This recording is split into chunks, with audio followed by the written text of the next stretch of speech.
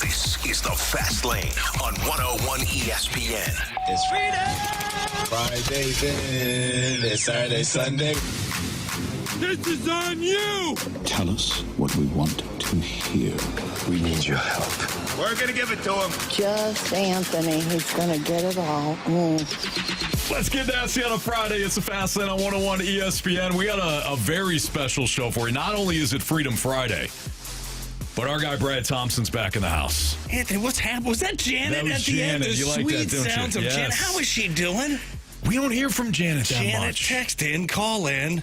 We miss you, Janet. Yeah. But yeah, you like how she's going to give it to me. Yeah, real good. I think that comment came from actually when you departed the show. Okay. I think that's what happened. It was like She was going to give it to you? Yeah. It was like a celebratory thing? I don't know if she was celebrating. Well, either way. Either way. It was great to hear her. It's great to What hear is you. Freedom Friday? All right, so Not that I haven't listened every single Friday. of course, naturally, I have but been. for those that are new, That's what I'm to saying. Freedom Explain Friday. it to them. By the way, Bradford Bruns pinch hitting for Andrew Marsh. So Bradford, you'll hear Bradford throughout the course of the show today. Freedom Friday, BT, and I think you'll appreciate this. This day was born from spite. I'm a big spite guy. Of course, naturally. There was a day where CD and I were hosting the show, and I started to get a little peeved about the questions for, like, why aren't you guys talking about this? Why aren't you guys talking about that? Why aren't you talking about this? Whatever. I can see it. So Did you I- start talking with your hands a little bit like you are right now? Well, exactly, because I'm Italian. I need to. It's part of our language. So I just said, fine. Did you do a rant, Anthony? Yes, I did. I said, fine. You pick out all the topics tomorrow then. And what they did. Freedom Friday actually was the first Freedom Friday was actually a Thursday. Because this was a Wednesday when I got a little ticked off, and I said, "Fine, you pick out all the damn topics. You pick out every single one of them." Next day we came in. Marsh literally read off each topic. Some would go 5 minutes, some would go 12 minutes, some would go 1 minute, and the listeners picked it out. So it went well for 4 hours. You do this? 4 hours. It was phenomenal. So I'm digging it. Now we do it the last Friday of every month, but of course next week is Black Friday. We'll be off, so we figure, hey, BT's in, Carey's on the road with Illinois football, Jamie's on the road with Blues, Marsh is on the road, I think, for some hockey tournament or something like that, and we got BT and Bradford in. It's perfect. I'm not doing anything right now. No. Andrew. This is perfect. So this is the listeners' show, so they can text in whatever they want. Does it traditionally stay on the rails, guys? Like, is it like sports? Let's talk about the Blues. Yeah. By the way, I'm not going to do the entire show today, by the way. Sorry about that. 2 to 4:15-ish. I don't want to do the whole show. Kind of like the Blues don't want to do the whole game. Oh, we don't have to no.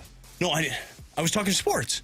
You know what? You're not wrong. No, we'll get to that maybe at some point. But so it really does. It's a little bit of everything. It could be sports. Okay. It could be movies. It could be music. It could be lifestyle. It's anything. So without further ado, Bradford Bruns, what is our first Freedom Friday topic? Wherever the wind takes us, guys, this 4-hour marathon. Let's do it, though. Let's begin actually with some news, burgeoning news from college football. Now, we have reports that Bo Prabula actually practiced today in full at Mizzou, listed, of course, as questionable for tomorrow's game versus Oklahoma.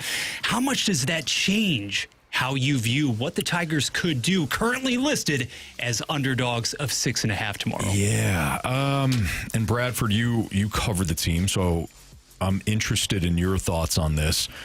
I think if nothing else, you don't have a freshman making his second start on the road against the best defense in the SEC and one of the best defenses in the nation. You said that as if it were, if nothing else. Yeah. No, that's everything. Right. That is everything. So at least you have a quarterback that has made more starts, certainly, than the freshman has, and Bo Prabula stepping back in. If he's healthy, I imagine he is. Great.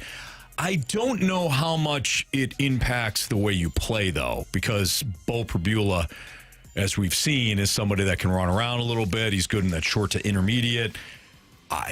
I don't know how much time he's going to have to throw deep, so you're certainly going to have to be relying on not only his legs, but certainly Ahmad Hardy as well. Again, if nothing else, you have more experience under center tomorrow when you go into Norman at 11 a.m. Yeah, I think the biggest referendum on Prabula before he suffered that dislocated ankle. And Write guys, down that word, frankly, there you go. There's number one. I do have my Bradford dictionary. Frankly, how in the world, when you saw that injury occur at Vanderbilt, you thought, all right, season done, maybe even the Mizzou career finished for Pribula. But he was maligned for not getting the ball down the field. And yet, you already touched upon it, Stalter. We talked about it before the show began. Tomorrow at OU, we already know this team has the very best run defense in the entire conference. Yeah. We know that the pass defense is exceptional. You're not going to be taking downfield shot after downfield shot as it is. And maybe my opinion would be a little different. Maybe it would be colored differently if we had seen something to behold from Zollers in the past 2 games. But while he was great in relief, totally different spot on the road versus the Commodores. The subsequent efforts against A&M, even last week for stretches in that contest versus Mississippi State. I don't want to say that he has been overwhelmed, but clearly the ability to drop back, do it repeatedly tomorrow, that's not even going to be there for you, so you're not maximizing the strengths in the vertical passing game of Matt Zollers. The way that I look at it is, if you're Missouri right now, and you still have a lot, you really do, for which to play, despite what so many people are out there saying, CFP, it's not there. Okay, we understand that. But you have the opportunity to reach double-digit victories for the 3rd consecutive year. That hasn't been done in program history. And what is your best opportunity to go out there and compete well into the second half against OU? It's actually being able to execute in the short to intermediate areas. It's getting the ball out quickly with finesse, with touch. I think Pribula, you know he's going to be compromised to some degree with the mobility. But by the same token, if he can suit up, if he can go, and by all accounts, they're going to give him that shot, I think you owe it to that locker room, you owe it to this group to give yourselves the best chance in Norman. Yeah, here's the thing. You're going to have to win a rock fight. Alabama and OU played a rock fight last week in Tuscaloosa. It was a defensive battle. Alabama lost because they turned the ball over 3 times. Period. They almost doubled their total yardage. They being Alabama almost doubled OU's total yardage.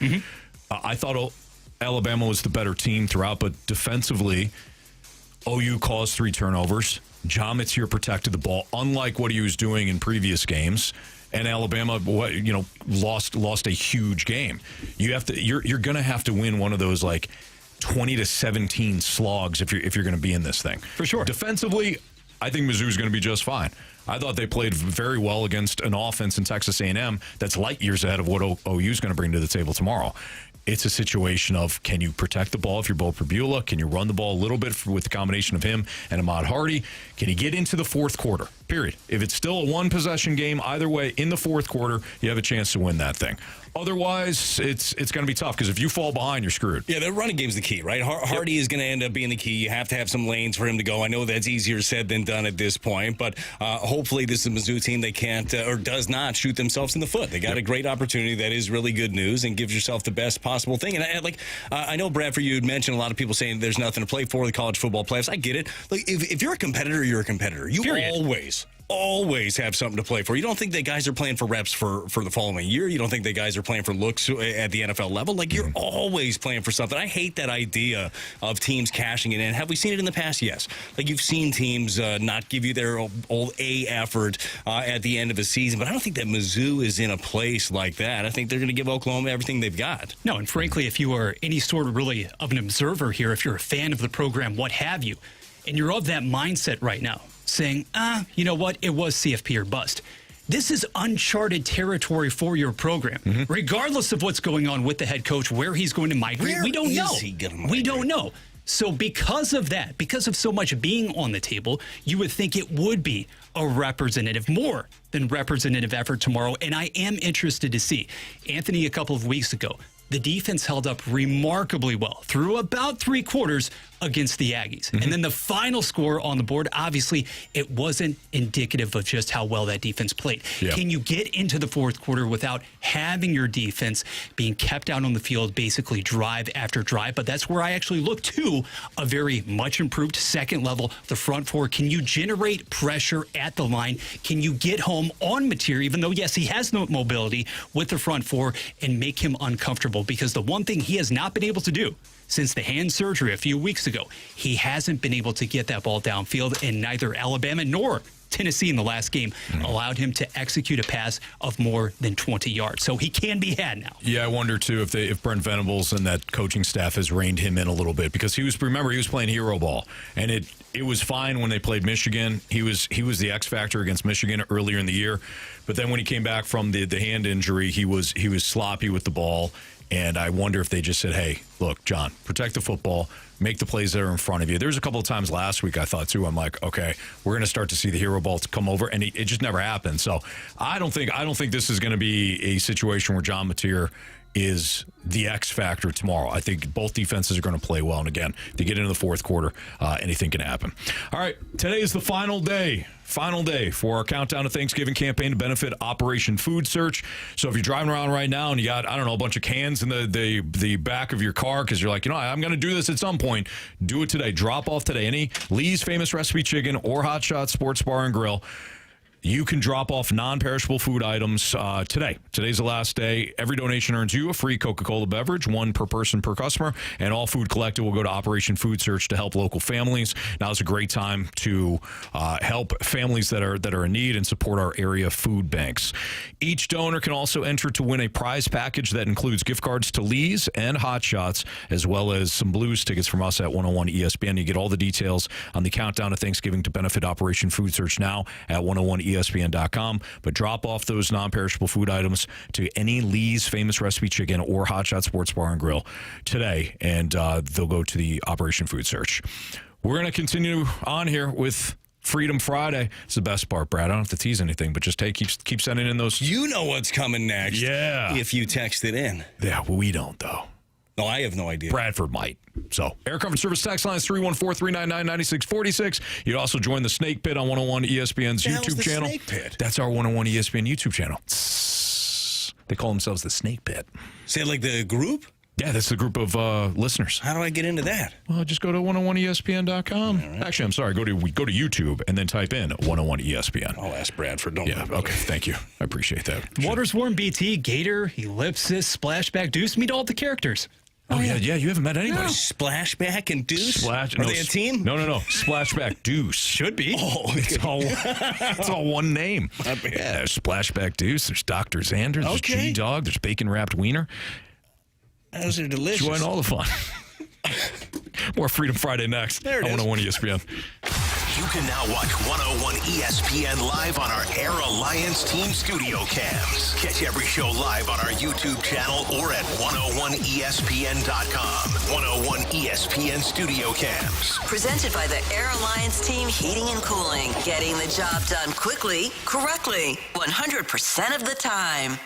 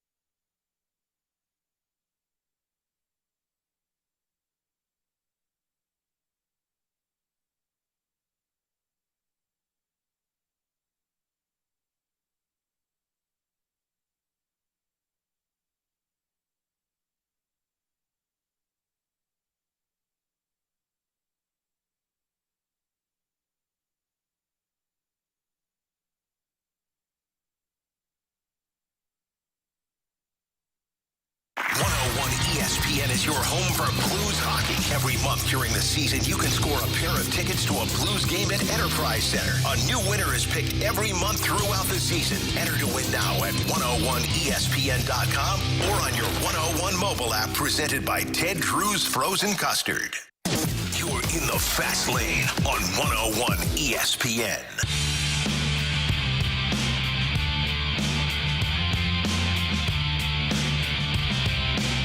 It's Freedom Friday here in the Fast Lane on 101 ESPN. Brad Thompson in for the first 2 hours of the show. We do need a new Gauntlet contestant. And if you want to take on BT, you can today. So BT said he'd stick around. Yeah, of course. Through 4:15. Dude, I am new to the YouTube chat pit, the snake pit. Yeah. How do you not get lost in there for days? Because I could see you, and I will see you at some point speaking. Yeah. And I'll hear something, kind of like Charlie Brown, and I'll be in here reading some of this. There's a good chance that, that's going to catch me. Yeah. So as you know, because you know me, you've done many a show with me. Yeah. I've never gone on the text line. And the reason why I've never gone on the text line is you get angry. And I will respond to every person. If you're nice to me, I will respond. If you're mean to me, I will respond.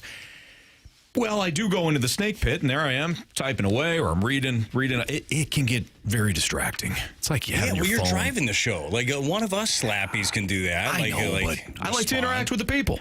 That's very nice of you, but I could see you getting all ranthony on him too. Here's what I've realized, and this is why I traded John Scores one time. Did you? I did.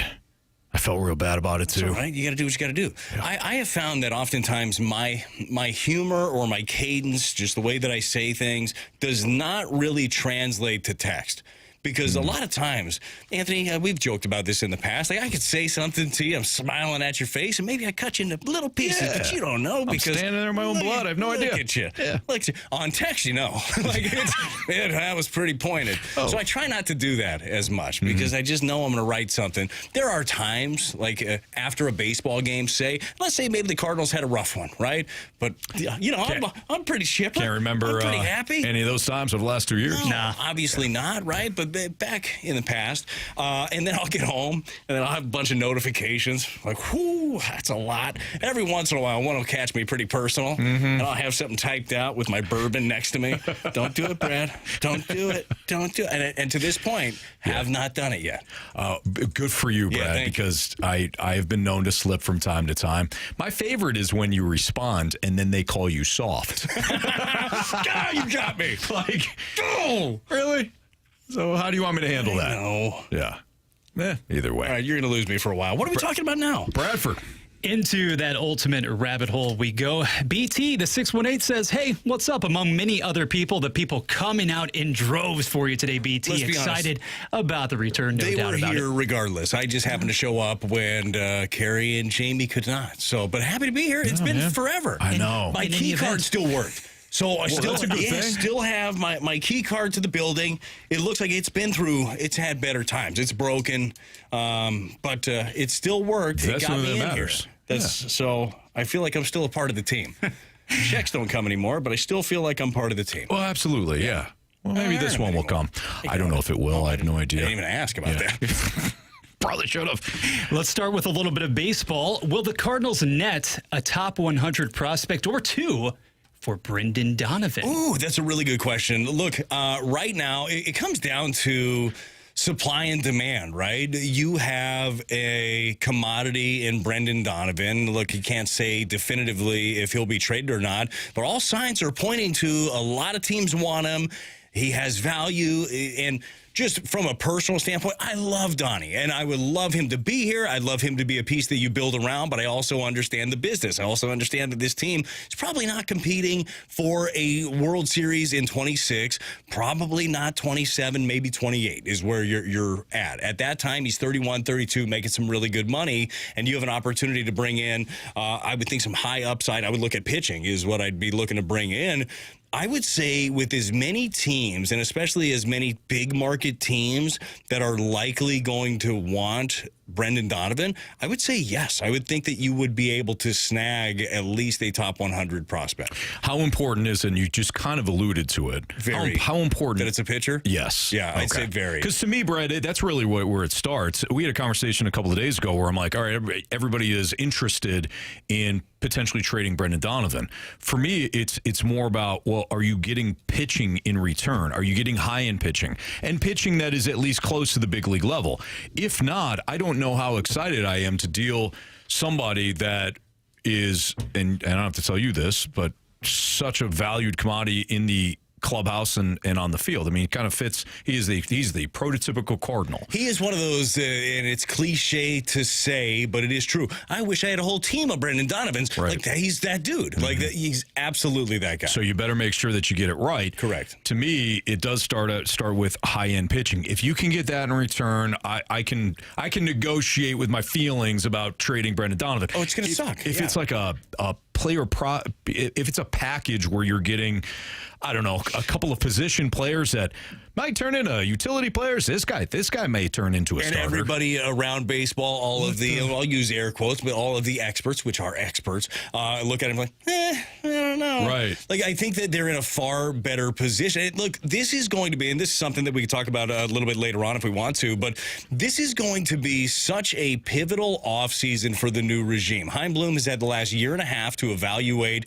not only this organization, but evaluate the needs, or what are the biggest weaknesses, what are the biggest strengths, and then bring other executives in who are looking at every other team too. Like, what I believe that the Cardinals' identity should be, what they want it to be, is to be the team that is the best at player development and player evaluation. Mm-hmm. That's where they should be. That's where they had been.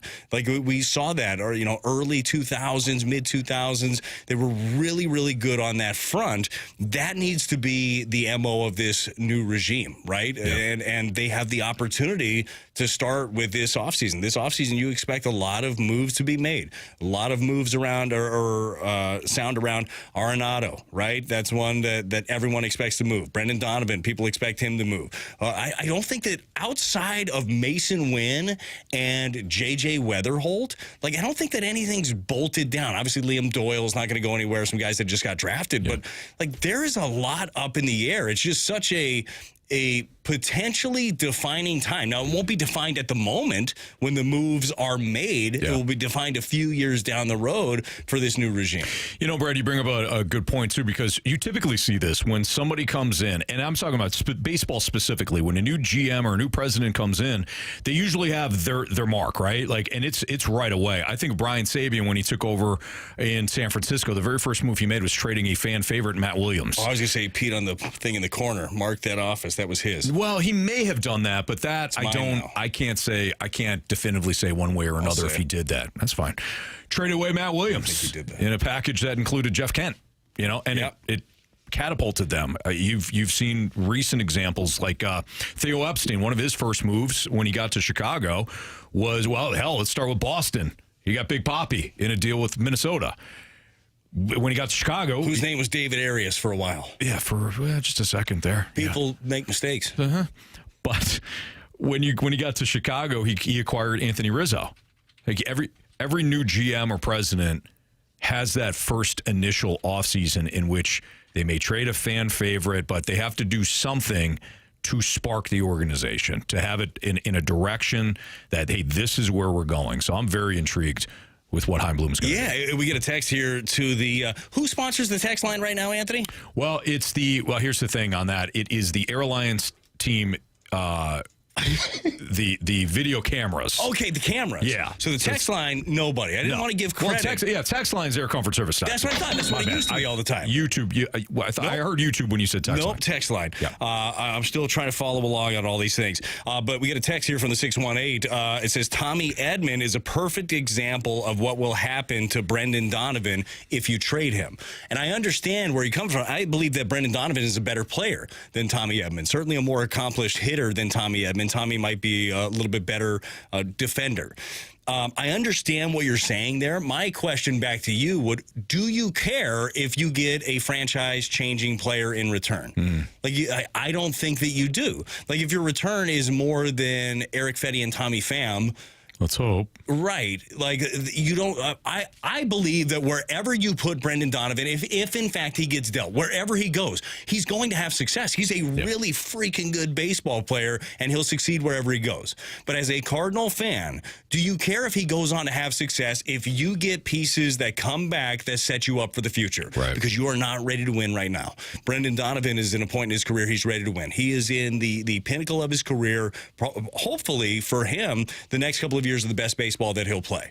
So if you can maximize that, do you truly care if he goes on to have success? Personally, I want him to go have success wherever he goes, hopefully not against you, and you get pieces back where you're like, man, that one hurt, but it made a lot of sense.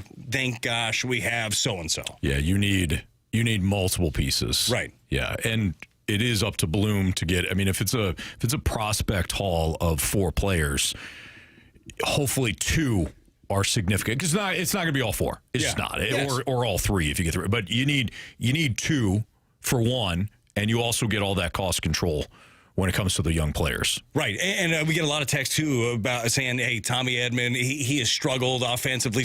Yes, people are looking, that text was totally based on the playoff run, him NLCS MVP. I'm thinking that's what that text was based upon. Sure. But have success. Like, wherever you go, he's going to be good. I wonder, too, if the text, and I get it, but the text goes to, like, hey, Randy Rosarina, he left St. Louis, and he had great success in Tampa. Whatever. Zach Gallen, Sandy Alcantara, those guys, they go elsewhere, and they're going to have success. To BT's point, though, yeah, you're trading away a really good player in Brendan Donovan. If he winds up going to a better overall lineup, he's going to have success. The key is, like Brad said, what do you get in return? That's the thing with this. It is not an easy time for Cardinal fans. By the way, I'm sure it's not an easy time for Cardinal ownership or executives to be in this position where they do this, although Chaim Bloom has done this in the past. He's gone in. He's had to make some tweaks. That's the life of a president of baseball operations.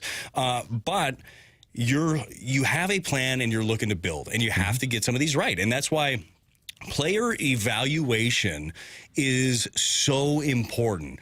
Being able to evaluate from outside the organization, we oftentimes look at, and I get it, like I do the same thing. I'm like, look at this payroll. This is great. The Dodgers spent $400-something million. Why can't you spend that? The Dodgers do spend so much money. They're incredible. They also spend more money behind the scenes than anybody else. Behind the scenes right now is where I believe in the Cardinals organization, a lot of money is being allocated. I mean, they're bringing in new executives. They're bringing in more coaches. They're bringing in more development.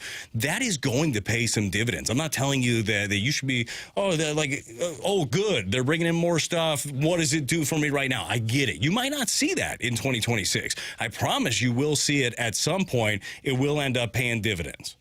Amen. What about in 2027? Well, after the lockout, I don't know. Yeah, maybe in 2028, sure, yeah. What are you doing in 2027? You want to start a side business? Let's do that. Yeah, absolutely. Think about it. Yeah, let's do it, Brad. You need 4 people on the show? Oh, yeah. We got enough mics in here. Certainly. We've got mics all over this place, Brad. You're always welcome back in the fast lane. Yeah. I don't know if they'll pay me, but yeah, I don't know like about the that. guy from Office Space just keeps showing up. We fixed the glitch. All right, it's Fastlane on 101 ESPN. More Freedom Friday with you here next on 101 ESPN. 101 ESPN listeners, please support that Countdown to Thanksgiving campaign to benefit Operation Food Search. Hosted by Lee's Famous Recipe Chicken, Hot Shot Sports Bar and Grill, Coca-Cola, and 101 ESPN. Drop off a non-perishable food donation at any area Lee's or Hot Shots location now through November 21st. And every donation earns a free Coca-Cola beverage. All food collected will go to Operation Food Search to help local families in need this holiday season. And each donor can enter to win a prize package that includes gift cards to Lee's, Hot Shots, and hockey tickets. Help make the holidays brighter for local families in need. Get all the details to the Countdown to Thanksgiving to benefit Operation Food Search now at 101ESPN.com. Circus sports coming to the great state of Missouri very, very soon. December 1st is when they're planning on being legal in the state of Missouri.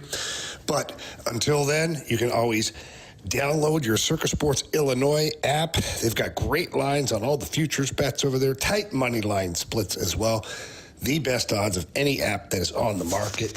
And let's not forget that it's super user-friendly as well. They've got player props. They've got the parlays. It's sports betting the way it should be. And Circus Sports, not only do you have a very user-friendly app, if you have a problem, there's an individual that you can talk to. Not a computer, not a bot, an actual person. So please make sure you get to the website, download Circus Sports Illinois, the app. You're absolutely going to love it. There's so many great plays every single day. And don't forget, they are coming to the state of Missouri very soon. So please don't miss out on the action. Download Bet Like a Pro with your Circus Sports Illinois app today and join in on all the excitement. If you or someone you know may have a problem with gambling, call 1-800-GAMBLER or text ILGAMB to 833-234.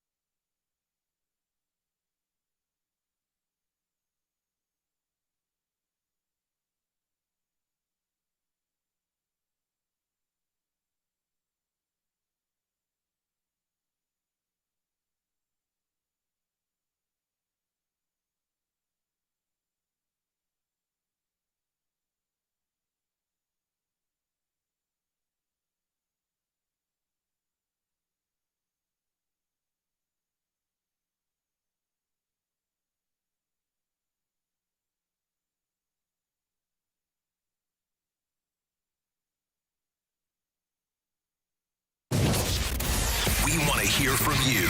Use the Scott Lee Mic Drop feature on the 101 mobile app. Give us your opinion on anything St. Louis sports with a mic drop. Brought to you by the Scott Lee Heating Company. 101 ESPN Sports Center. Skinner shipped back to Springfield. I'm Bradford Bruns. Your Sports Center update is powered by Saliga Heating and Cooling. The Blues have reassigned defenseman Hunter Skinner to their AHL affiliate after a 6-game NHL trial. Skinner only dressed against Philly on November 14th. Last night, those same Flyers bested St. Louis 3-2 overtime style. Tomorrow's stop, Long Island, as STL's lengthy road trip continues. College hoops, Mizzou bulldozes South Dakota 102-68. Football-wise, Eli Drinkwitz and company visiting number 8 Oklahoma. In about 18 hours, QB Bo Perbula suddenly receiving that questionable tag. He hasn't played since Week 9. This SportsCenter update was presented by Saliga Heating and Cooling, a Daikin heating and air conditioning dealer. Two former pros and one average Joe. You're listening to The Fast Lane on 101 ESPN.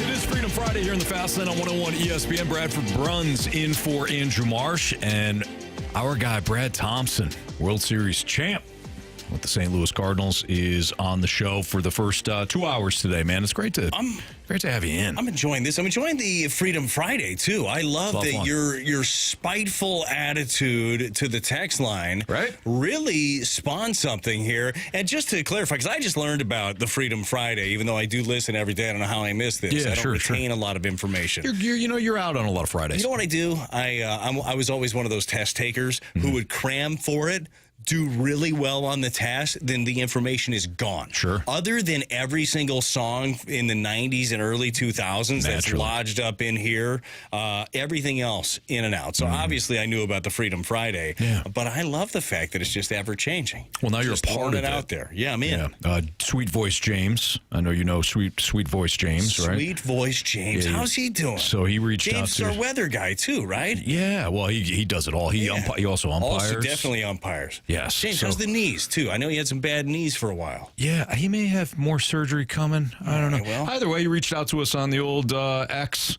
He says, man, having you two back together on Freedom Friday is so good. Perfect way to end a long week. That's what I was going to say, by the way, also. And James, thank you for reaching out. I miss James. I miss all of our regulars. We had a lot of texts earlier, Anthony, saying, it's not the last Friday. Yeah, Tell him, Anthony. No, we were not here on the last Friday. Anthony's got a TV to get. He's waiting in line early on Black Friday. No show that Circuit day. City. Best of. Dude, that is the only place ever. As a kid, I remember my dad saying, hey, it's Black Friday. We got to go get a TV. We went to Circuit City. Of course you did. We went there, and we got it. And it was a heavy son of a... I'm sure it was. back in the day. Yeah. Well, we got it. I was telling, I think Madeline and Killian about the old TVs, and they were like, what's all this junk in the back here? I go, well, that's the TV. They're like, why is it so big? Why can't you put it against the wall? You know, you needed all this at some point. And now you don't. It makes you wonder, what else do we have that we use all the time that we could minimize?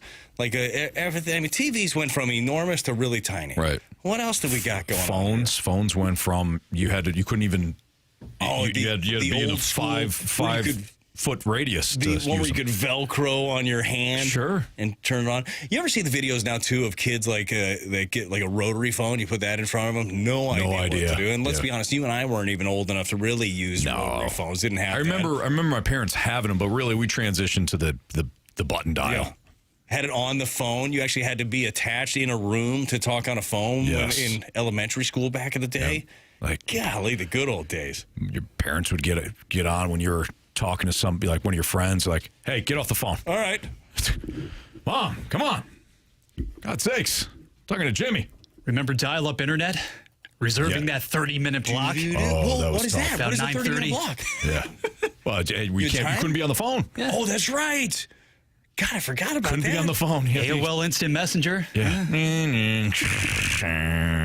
Yeah. Oh, kids, look it up.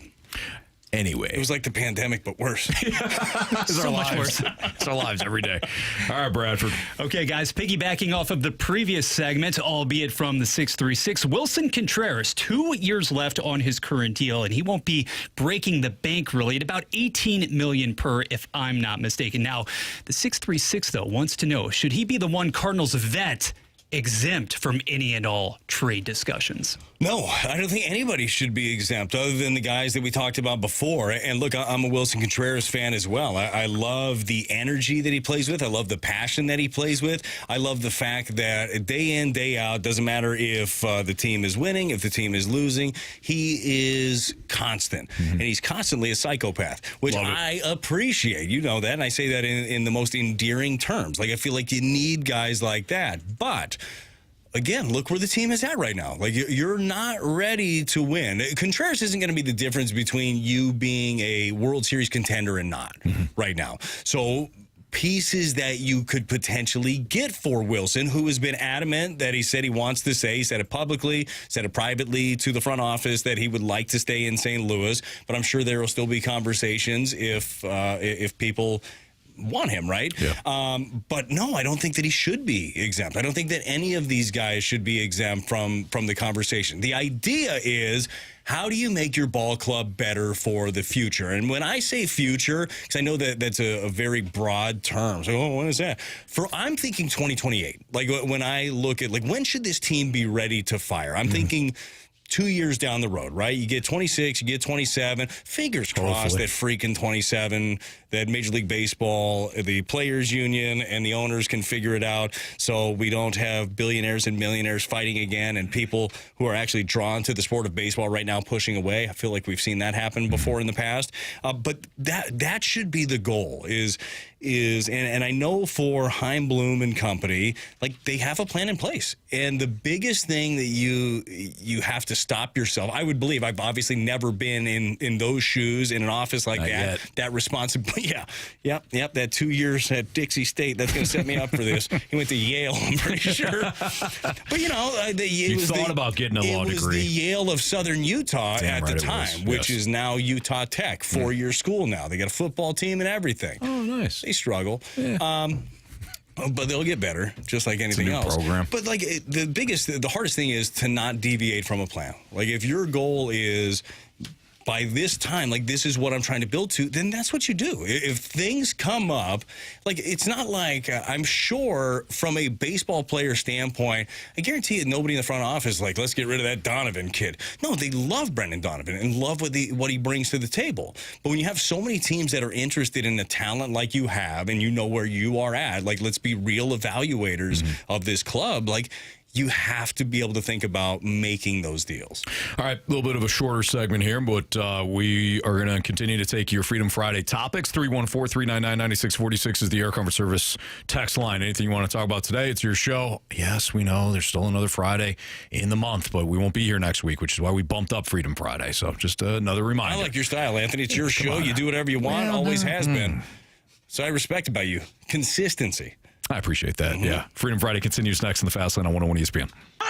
Sunday morning, it's an NFL triple header. Game 1, Packers and Vikings. Game 2, Cardinals and Jaguars. Game 3, Rams and Buccaneers. Coverage starts at 11. Your destination for the NFL in St. Louis is 101 ESPN.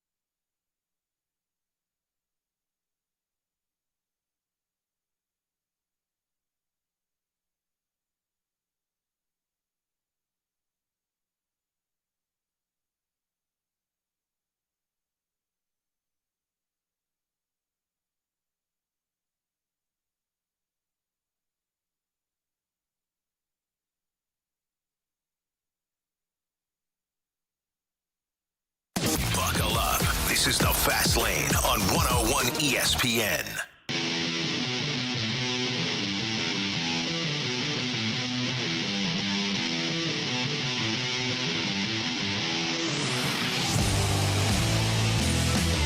I got Brad Thompson in. Bradford Bruns is in for Andrew Marsh. It's a Freedom Friday, which means you get to pick out all the topics here on 101 ESPN. Air Comfort Service text line is 314-399-9646. We do have some Blues talk coming with Jeremy Rutherford at the top of the hour. We will get into last night's game. At least we think. We know that the guys are traveling, so they're going from Philly to New York, where the Blues are going to take on the Islanders. So okay. Jeremy Rutherford will join us at the top of the hour. How does JR travel? Is he taking the train, maybe? No, he's probably New York.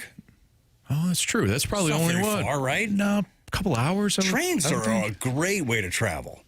Is Big Philadelphia? I'm trying to think. No, is Philadelphia? Which one is closer to New York? Is Pittsburgh closer to Ohio and Philadelphia closer to New York? Look at me. Do you really want to do geography already? I don't, Bradford. You know I don't. On a Freedom Friday, you gonna ask a question like that? Brad, at one time I looked down at the Gauntlet sheet and I read Wichita is Wichita.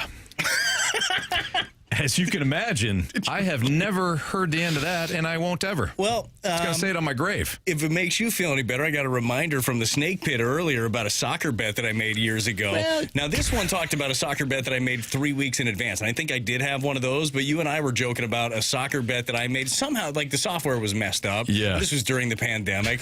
I bet on a game that had happened the day before and lost.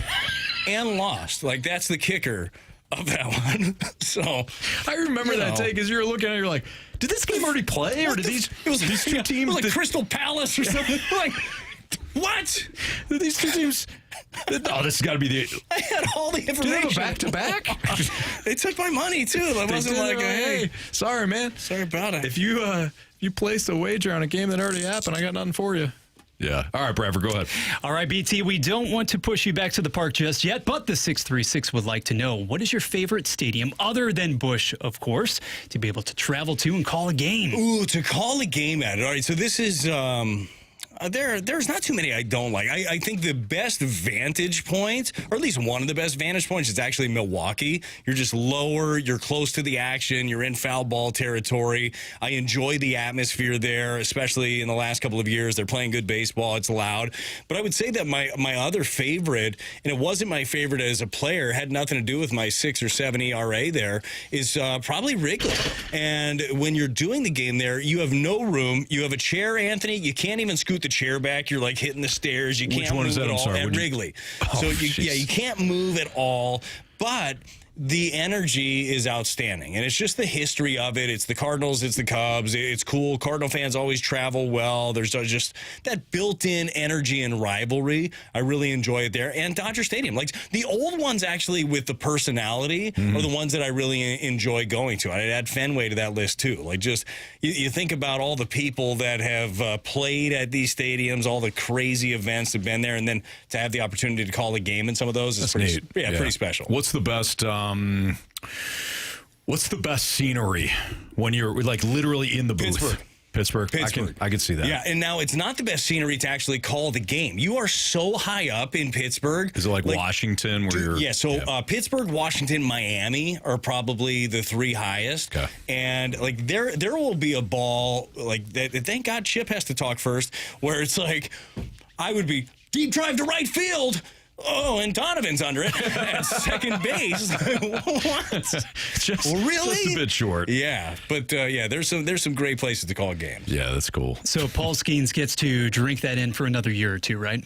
Yeah, I mean they certainly aren't going to pay him, right? Nah, there's no pay anybody. Way. We don't trade him now. Like so, that is.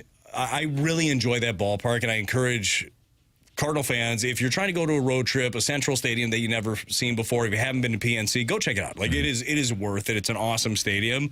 And if you go on a game where Paul Skeens is pitching, it's packed. you want to talk about somebody that is making a team money hand over fist, it's that dude. Yeah. Because when he's not pitching, it doesn't look like that. Like, there is that Skeens factor. He sells tickets left and right. They're not all lined up for Mitch Keller. Team. Mitch Keller's really good. Yeah. They've got a lot of really good young pitchers. Unfortunately. They're going to be a problem. I know. Until they sell all their pieces. Like, that's the thing. Like, if ownership ever lets them keep some of these pieces and actually add to the group, they could be a real problem. But, I think that you keep him as long as you can, and then the year before he's a free agent, then you make a blockbuster trade and send him to the Yankees. Yeah, God bless Sandra McCutcheon, but they're not coming out to watch him every single day. And they were. Not anymore. They were for a long time, but he's not there. Yeah. All right, BT, this is a very, very recent reference, actually. Ladue Lawn Boy wants to know, can you answer this question? Which may have been posed to somebody else, actually, this week. The way you said it. Hold on. Can you tell us? Sorry, Bradford. Hold on. You're good. Ellipsis 150 from the Snake Pit. Remember when BT had Paul DeYoung batting 1 and 2? That's when we pulled the lineup out of the hat. I put DeYoung in twice. Dang it, I forgot. The best part was you drew his name back to back. It wasn't that you had him in there twice. And I didn't put him back in. It wasn't like I put it back in. No. Accidentally wrote it out twice. Yeah. 2 times. So real quick, just as we get aside, Sorry, Andrew Bradford. from the text line also, we were talking about how does JR travel? Like, does he take planes, trains? This says trains are easier on the body. It's not what I heard. I don't know. But who knows? Yeah. But NBA teams, NHL teams, they would charter 3 to 4 cars on an Amtrak when they play in the Northeast. Baseball does that too. Washington, Philly, it's a cool way to travel. Train. Yeah. By the way, Philly is closer to New York. So I said, Pittsburgh pay is attention. closer to Ohio. All right, Fact Bradford, check. you've been sidetracked a few times. Just go ahead and get back to what you were talking about. Fortunately, this one doesn't require much of an explanation. The Ladue Lawn Boy just wants to know, BT, can you tell us the boiling point of water? Okay. 212?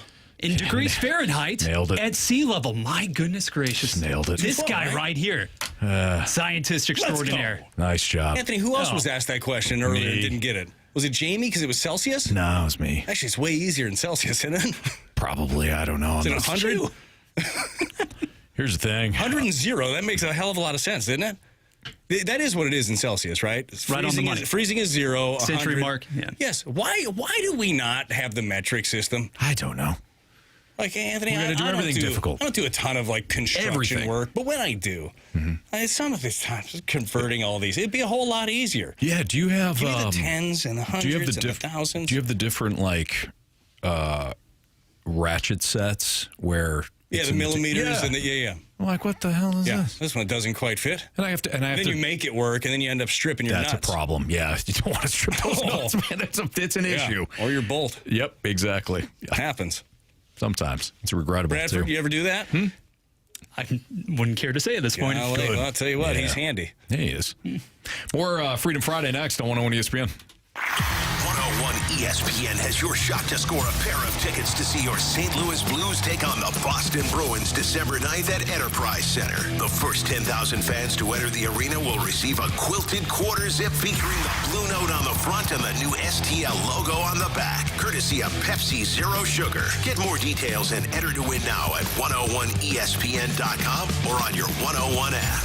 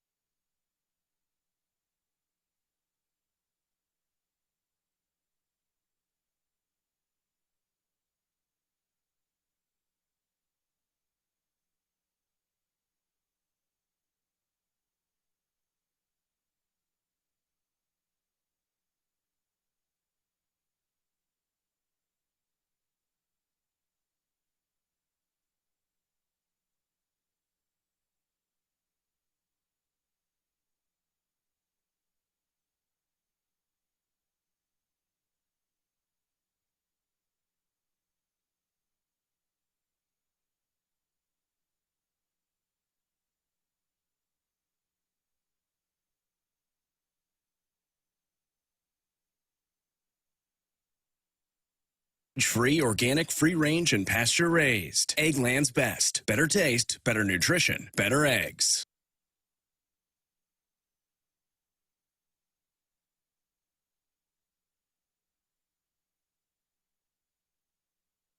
WXOS HD1 East St. Louis. 101 ESPN is driven by Auto Centers Nissan, home of the lifetime warranty and 30-day return. Strap yourself in. You're in the fast lane on 101 ESPN.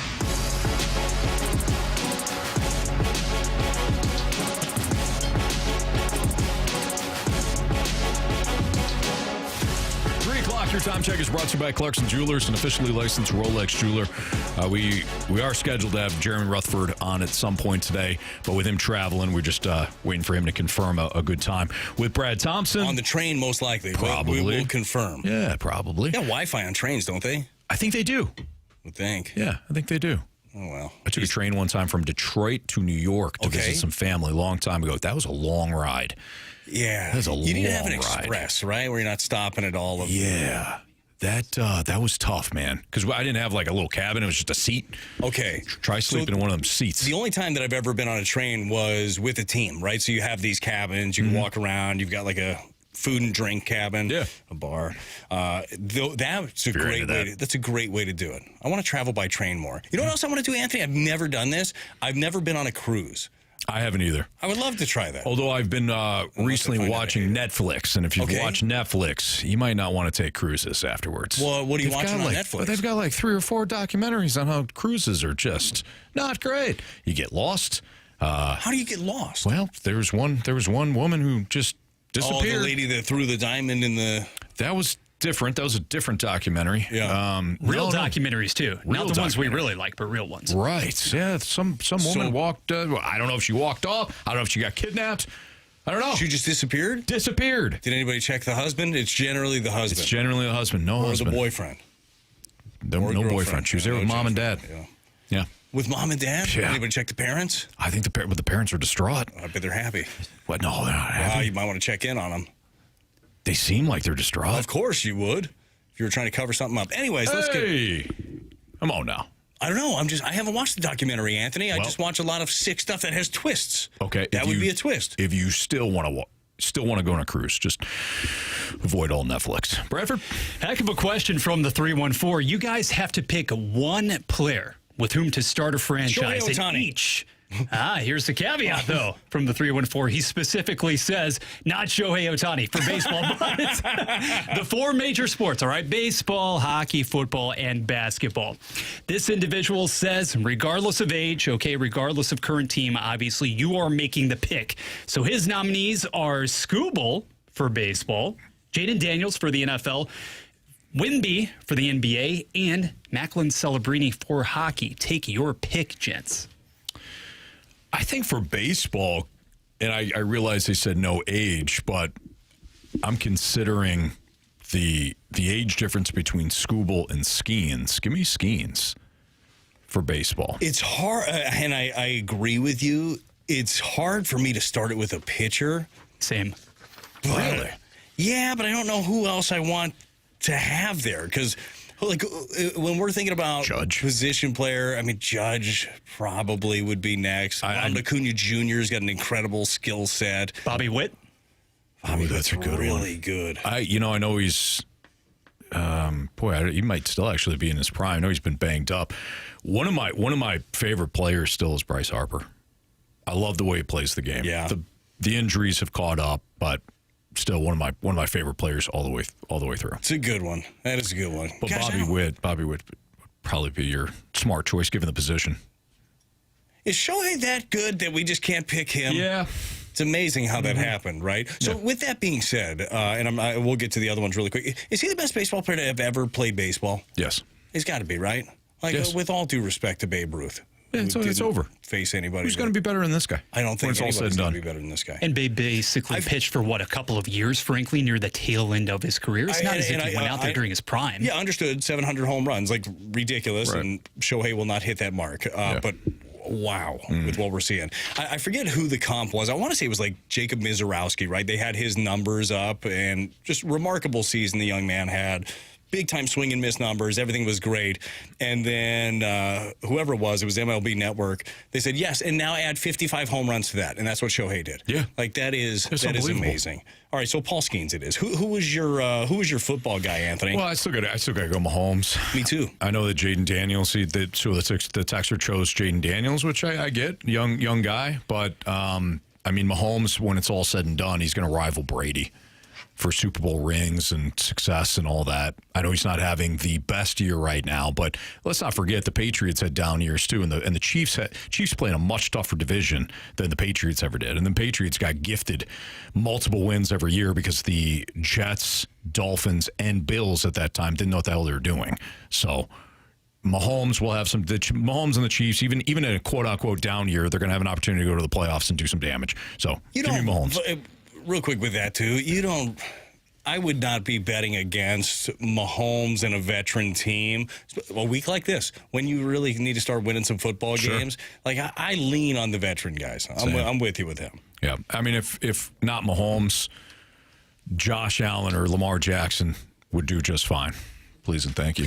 And the results of this year so far, at least, I think it's interesting, guys, because if you had flashed back to the beginning of even this season or toward the tail end of the 2024 NFL season, Jaden Daniels was rightfully so the in vogue pick, all kinds of upside, still has that even though this season has been disastrous for Washington. Mm-hmm. But now you could almost make the contention that if a Drake May isn't on equal footing he's been as far as what he has demonstrated, what he means to that franchise now moving forward, he's at least in that conversation alongside of Jaden too. Who would have thought that the Caleb Williams, Jaden Daniels, Drake May, that whole draft it could yield Drake May being the guy. And that's no knock on Caleb Williams, who is starting to develop under Ben Johnson, and Jaden Daniels, of course, last year, what he did, offensive rookie of the year.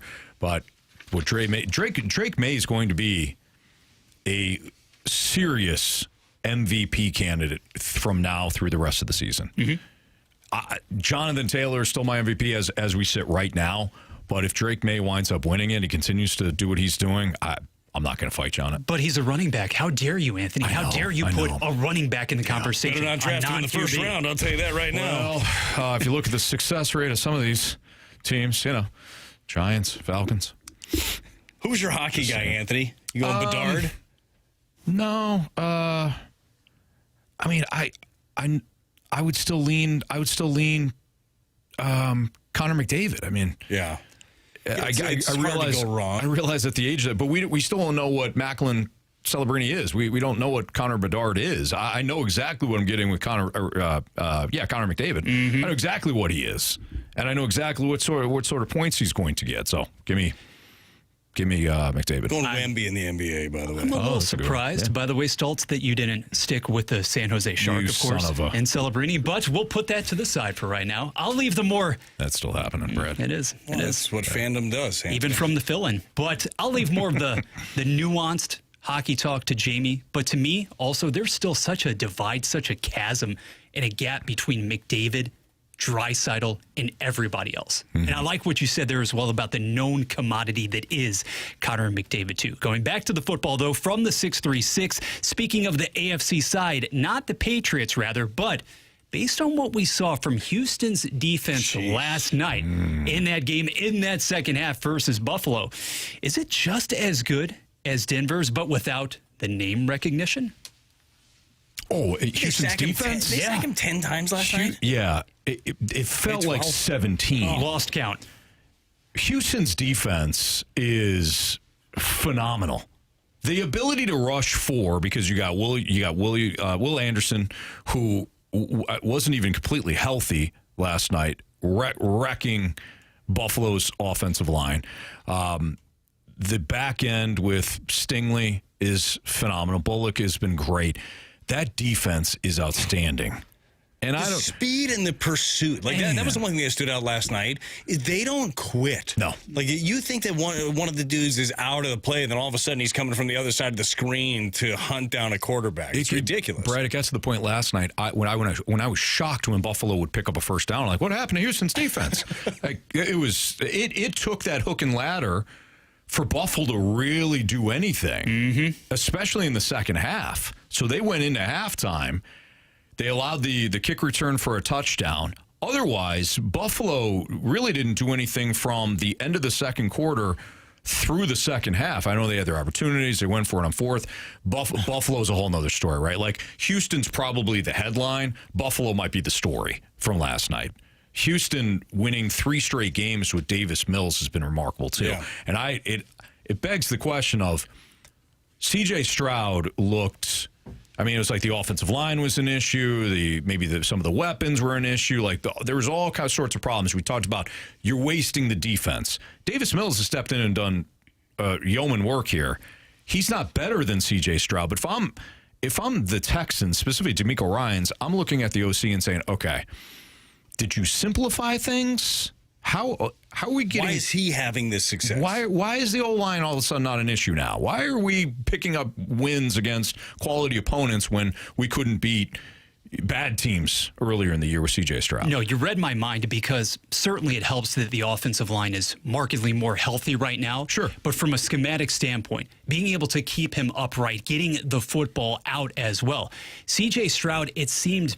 basically, Stalter, in my mind, at least the untrained eye, you had an instance there of somebody who was consistently and persistently looking for the downfield shot, right? And if you couldn't locate that, if you couldn't pinpoint it to a Nico Collins, you didn't have anybody else. And then the issues were compounded by the fact that you didn't have a ground game. Now, you still don't know week to week exactly what you're getting from a Woody Marks, but there is something to be said that last night, obviously, Davis Mills, he's kept upright. He is not sacked, but he's getting the football out. And most important of all, Tom Brady, the best of the best. He talked about it for how many decades, essentially, being able to take the quick, short gains, right? Don't bank those. Take the profit, because then you basically prepare accordingly for the limited shots to be had later on in the game. For a team with that setup and with DeMeco Ryans at the helm, maybe that is temporarily the recipe. Yeah, take the profit. That's what Brady, you're absolutely right. That's what Brady always did. 4 yards, 6 yards, 4 yards, 6 yards, 16 yards.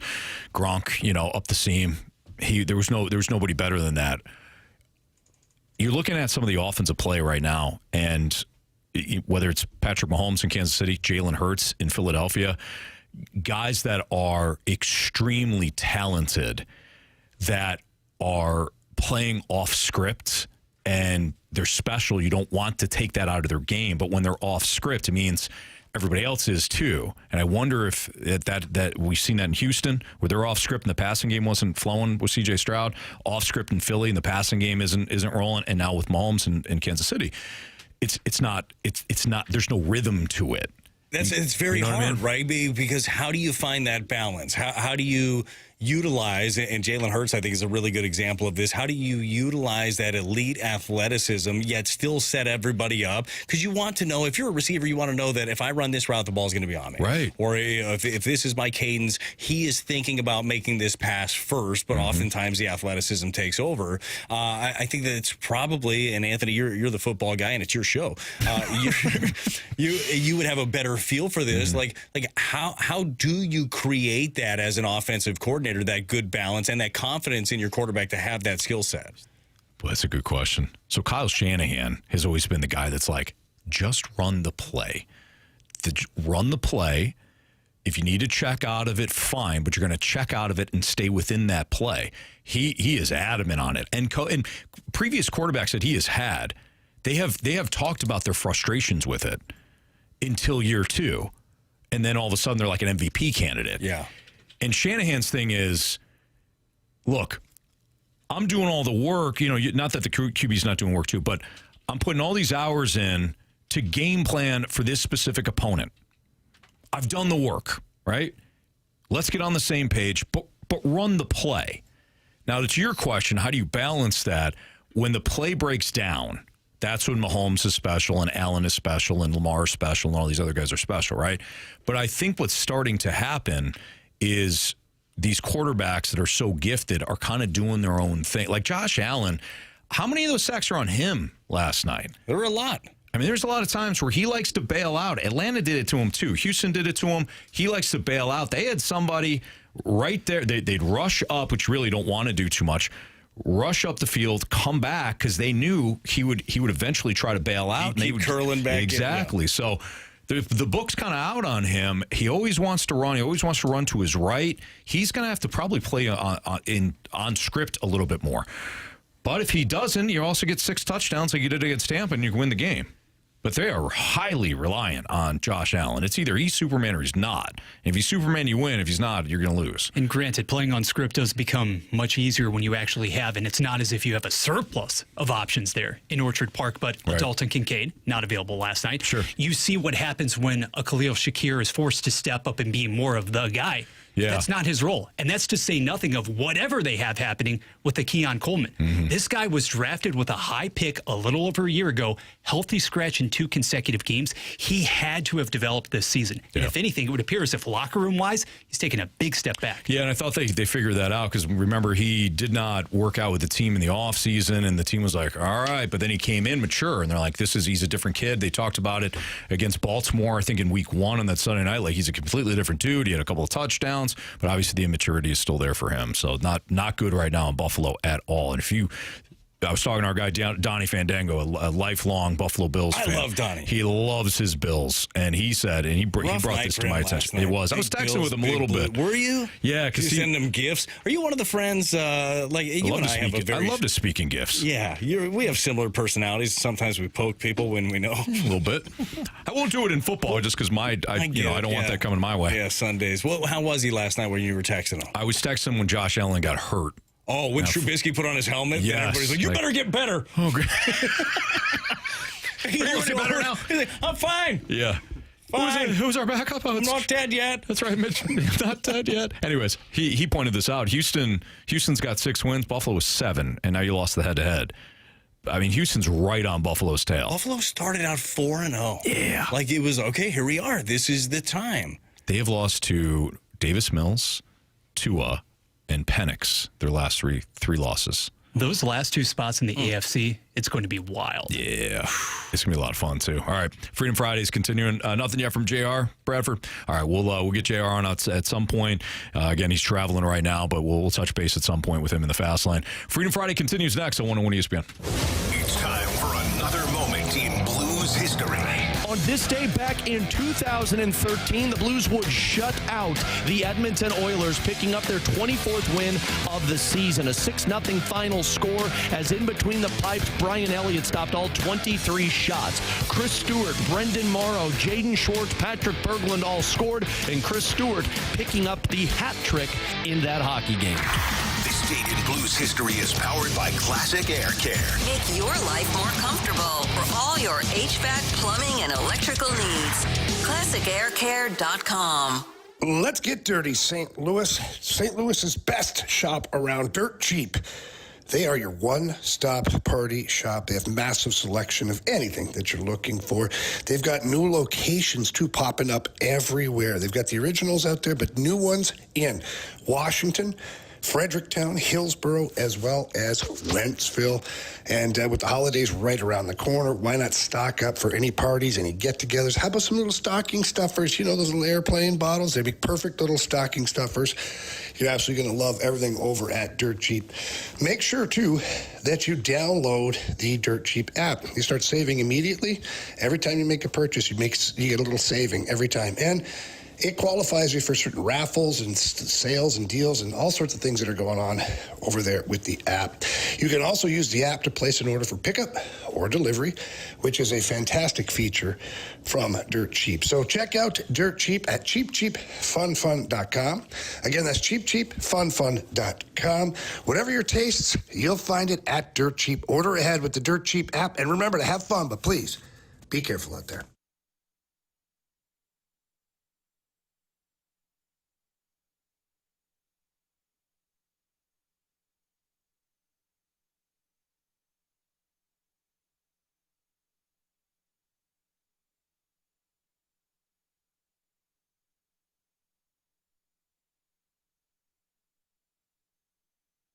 Don't slow down.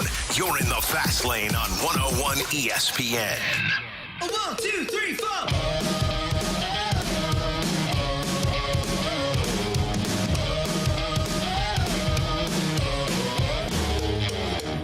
With Brad Brad Thompson. I'm Anthony Stalter. It's the Fast Lane on 101 ESPN. BT in for the next hour or so. Brad, hope you've enjoyed Freedom Friday this point. This has been fantastic. Free-flowing, yet still a lot of great information, good topics, some off-the-wall topics, which have been great as well. Those tend to be my favorites. I'm digging this Freedom Friday. Well, let's get another Freedom Friday topic from our guy, Bradford Bruns. Another good one here, courtesy of the Snake Pit guys, Jeremy Hodge, to be exact. BT, going into spring training, aside from J.J. Weatherholt, who is the prospect you're monitoring the most, and why is his name Joshua Baez?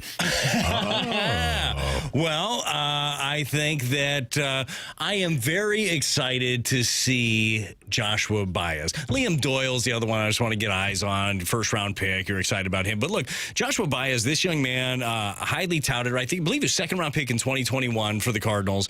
And finally started to come into some of that power potential. You guys know how it goes. When you draft a kid out of high school, especially a hitter out of high school, and you bring him into pro ball, you don't. Like the hit tool, yes, you evaluate him in wood bat tournaments and stuff like that, but it ends up being different. This past year, he really had a bit of a renaissance season. Started in high A, ended in double A, hit for average, hit for power, 20 home runs, 20-something doubles. And this is a kid that cut down his strikeout rate, really started to learn his approach and learn who he is. He's 22 years old now and has had 5 years of baseball under his belt. So I'm very excited to see him. As Cardinal fans know, he was recently added to the 40-man roster. He was one of 4 guys that they added on there at the deadline. So it's right now, if you are a young player in the Cardinals organization, you're any player in the Cardinals organization, you have legit opportunity. Baez comes in, I don't think that they're going to have him skip a level. I think that I believe that this regime is going to want guys to check all the boxes along the way, because the last thing that you want is to rush guys to the big leagues, especially when you have a team that's not you're not ready to win right this second. So you might as well get all of the work done behind the scenes. Sure. But he comes in, you turn some heads in spring training, you start out the year in AAA likely, and all of a sudden you're an injury away from being an everyday player in this outfield. I really feel like the 22-year-old could do that coming into next year. So Baez is a really exciting prospect that I know that after a couple of years with the huge whiff rates, people are like, the Cardinals whiffed on this pick. Patience, right? I don't know if you guys, I wore my Be Patient shirt to bed last night, Anthony. 101 ESPN, Be Patient shirt. Sometimes that patience pays off. And hopefully now is the time for Joshua Baez. Again, only 22 years old and starting to cut down on some of those Ks. Well, somebody who's only 23 years old at present, still loaded with potential, or so we hope. Jordan Walker now still struggled down the stretch after the last return, BT. But what were you seeing mechanically that should give more optimism heading into next year? Yeah, look, the numbers are the numbers. You can't run away from him. He has not been good the last couple of years. There's no way around it. He got better as an outfielder, and he put in a lot of work, and you appreciate that. But Jordan Walker, if he's going to help you in the big leagues, it's because he's mashing the crap out of the baseball. He is slugging. That's what you need. From a actual physical, mechanical standpoint, what I saw near the end of the season and spurts during it, I saw the realization for a young player that he had to make true, tangible changes in his swing. Anthony, how many times over the last couple of years did we hear that Jordan Walker was working on something? He's working on using the whole field, up the middle, other way, and then you see the same swing every single time. Yes. It's maybe your mind thinks you're working on it. Maybe you say you're working on it. It doesn't appear as if you are working on it. Now, we realize that muscle memory is real. When you get into the heat of battle, you revert back to what you've been doing your entire life. Sure. Easier said than done to make those changes. But we did see him at the end of the season. We saw him close off his stance a bit. We saw him not collapsing with his backside. There are often times where you see that knee is just on the ground as he's swinging. We saw his pitch recognition grow, not swinging at everything that's spinning on the outer half of the plate. And you saw just a guy that really dug in with Brant Brown and this Cardinals hitting staff of working on his flaws. At 23 years old, and I've said this a lot with Jordan Walker, and it pertains to a lot of young players. Jordan Walker, I guarantee you this, never had one baseball struggle in his entire life until he got to the big leagues. You think about that. Think about having a skill set that is worked at every single level. You're big, you're strong, you're just better than everybody. You get drafted out of high school, you make millions of dollars, and then all of a sudden you get to the highest level, you struggle. Yeah. What would you do? I would keep doing what I've been doing, and then I press and I press and I press, and then all of a sudden you come to a realization after a while that what I'm doing is not working. Sometimes you got to let go. Mm-hmm. Sometimes you have to trust those that are out there. And that doesn't always have to be your hitting coach, although I think that Brant Brown and his crew, Brandon Allen, the whole crew does such a good job. But and I know that he has leaned into those guys, but you can have guys that back home that you trust. Sometimes you just have to lean into change. And that's what I think that we really saw with Jordan Walker at times last year.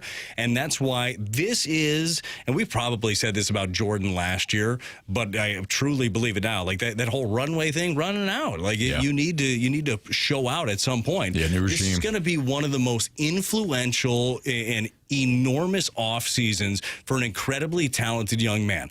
What kind of work is he putting in? Because I do think that was part of it over the last couple of years too, is you think you're working hard until you see other people work hard. Like I think that he learned how to work. I think that he really learned at his age 23 season of how to maximize his time during a day. I think that you can find yourself with a lot of downtime during a big league season where you're sitting around playing chess and doing stuff like that, or you can take that time and you're working in the outfield, you're working off the tee, you're watching video. Like, you can maximize the time you have without burning out. And I think that's something that Jordan Walker really learned about himself this year. See, that's interesting, Brad. How do you not burn out then? Because I think they could go the other way, where it's like, man, he's always doing this, and then you're inundated and you're pressing. And Matt Carpenter a couple years ago, where they had to stop him from going into the field early. You have to go home and do something other than baseball. Yeah.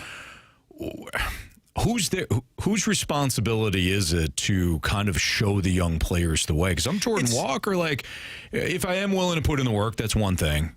Whose responsibility is it to say, hey, this is how you can maximize your time? Yeah, look, it's different guys listen to different people. It's your staff. Like, your staff are the one. Like, your hitting coach, all of your hitting team.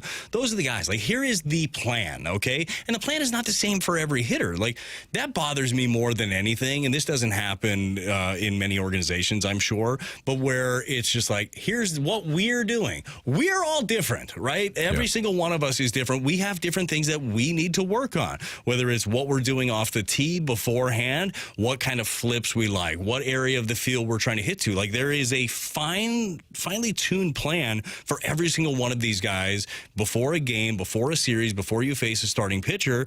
And then how do you get that work in? But you bring up a really good point. As a young player, you can work yourself into the ground, not only physically, but mentally. You can get swimming so much, and that's where you really have to trust in your staff. And hopefully you have some veterans around that can help you out through some of those, and somebody that you can lean on when they see you swimming. But there's a reason that these guys get paid millions of dollars. This game's freaking hard, and it's physically hard, and the pitchers are the best at what they do, and mentally it's as tough as anything that you're going to do. Like, the struggling at that level is really hard, so you have to really be able to let go and lean on some people. It's good stuff. That's Brad Thompson. I'm Anthony Stalter. Bradford Bruns in for Andrew Marsh. Freedom Friday continues, so keep those topics coming in. We know that next Friday is still a November Friday, but we won't be here, so we bumped up Freedom Friday.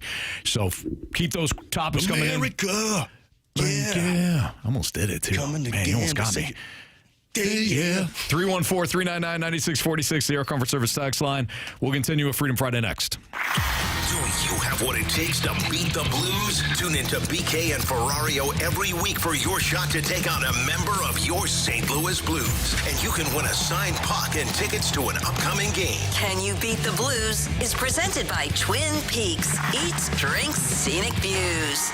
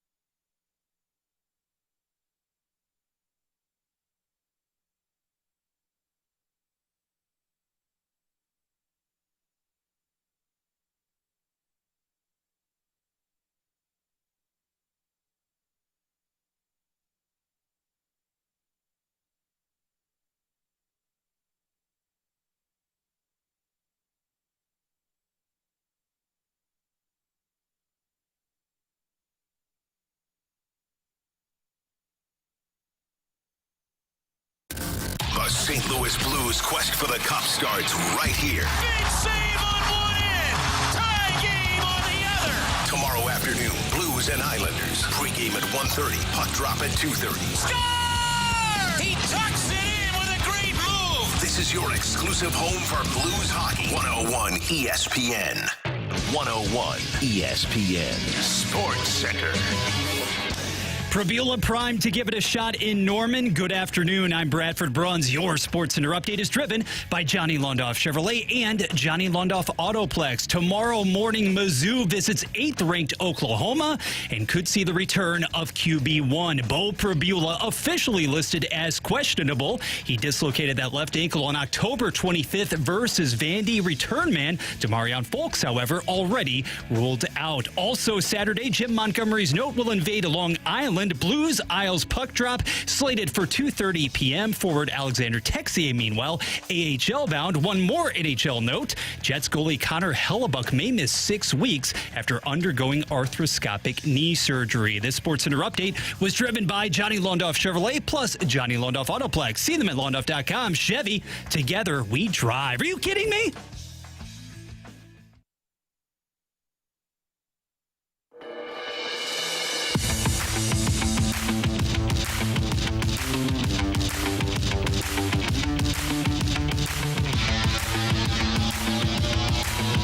Fast on 101 ESPN Freedom Friday with Brad Thompson in for Carey Davis and Jamie Rivers. Bradford Bruns in for Andrew Marsh. Bradford, what do we got next on Freedom Friday? BT and Stoltz from the 636 here. A little more baseballs. We still have BT for approximately 20 to 30 more minutes. It's another winter for Mets fans to fret about where the polar bear, Pete Alonso, might land if he doesn't return to New York, the Big Apple. BT, can you tell us some of the best fits and markets elsewhere? Man, look, Pete Alonso brings a pretty amazing power to any lineup, right? I think I heard a rumor here recently with Pete Alonso and linking him to the Red Sox potentially too. With Bregman opting out, you shift some pieces over, you put him in that ballpark. Yeah. I think that he'd end up having a lot of success over there. Look, I don't know where he's going to land. I know that there are suitors for big time power. What is the game right now? It's power and strikeouts. What are the two things the Cardinals missed last year? Oh, I would say power and strikeouts. Power and strikeouts. Now, that being said, the Cardinals are not in the market for Pete Alonso. I wouldn't think. I don't know. Like maybe they zig when you think they're going to zig. You never know. That could end up happening. We know. But no, Boston, I think, is a really intriguing one for him. What about you? You have a landing spot for the old polar bear? What are the Yankees up to? Who not spending money? Who do they got at first right now? Is it strictly Bellinger? Yeah, not anymore.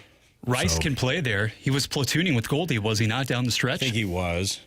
I mean, Juan Soto goes across the city. What about Alonso? Could you imagine just switching? I could see it.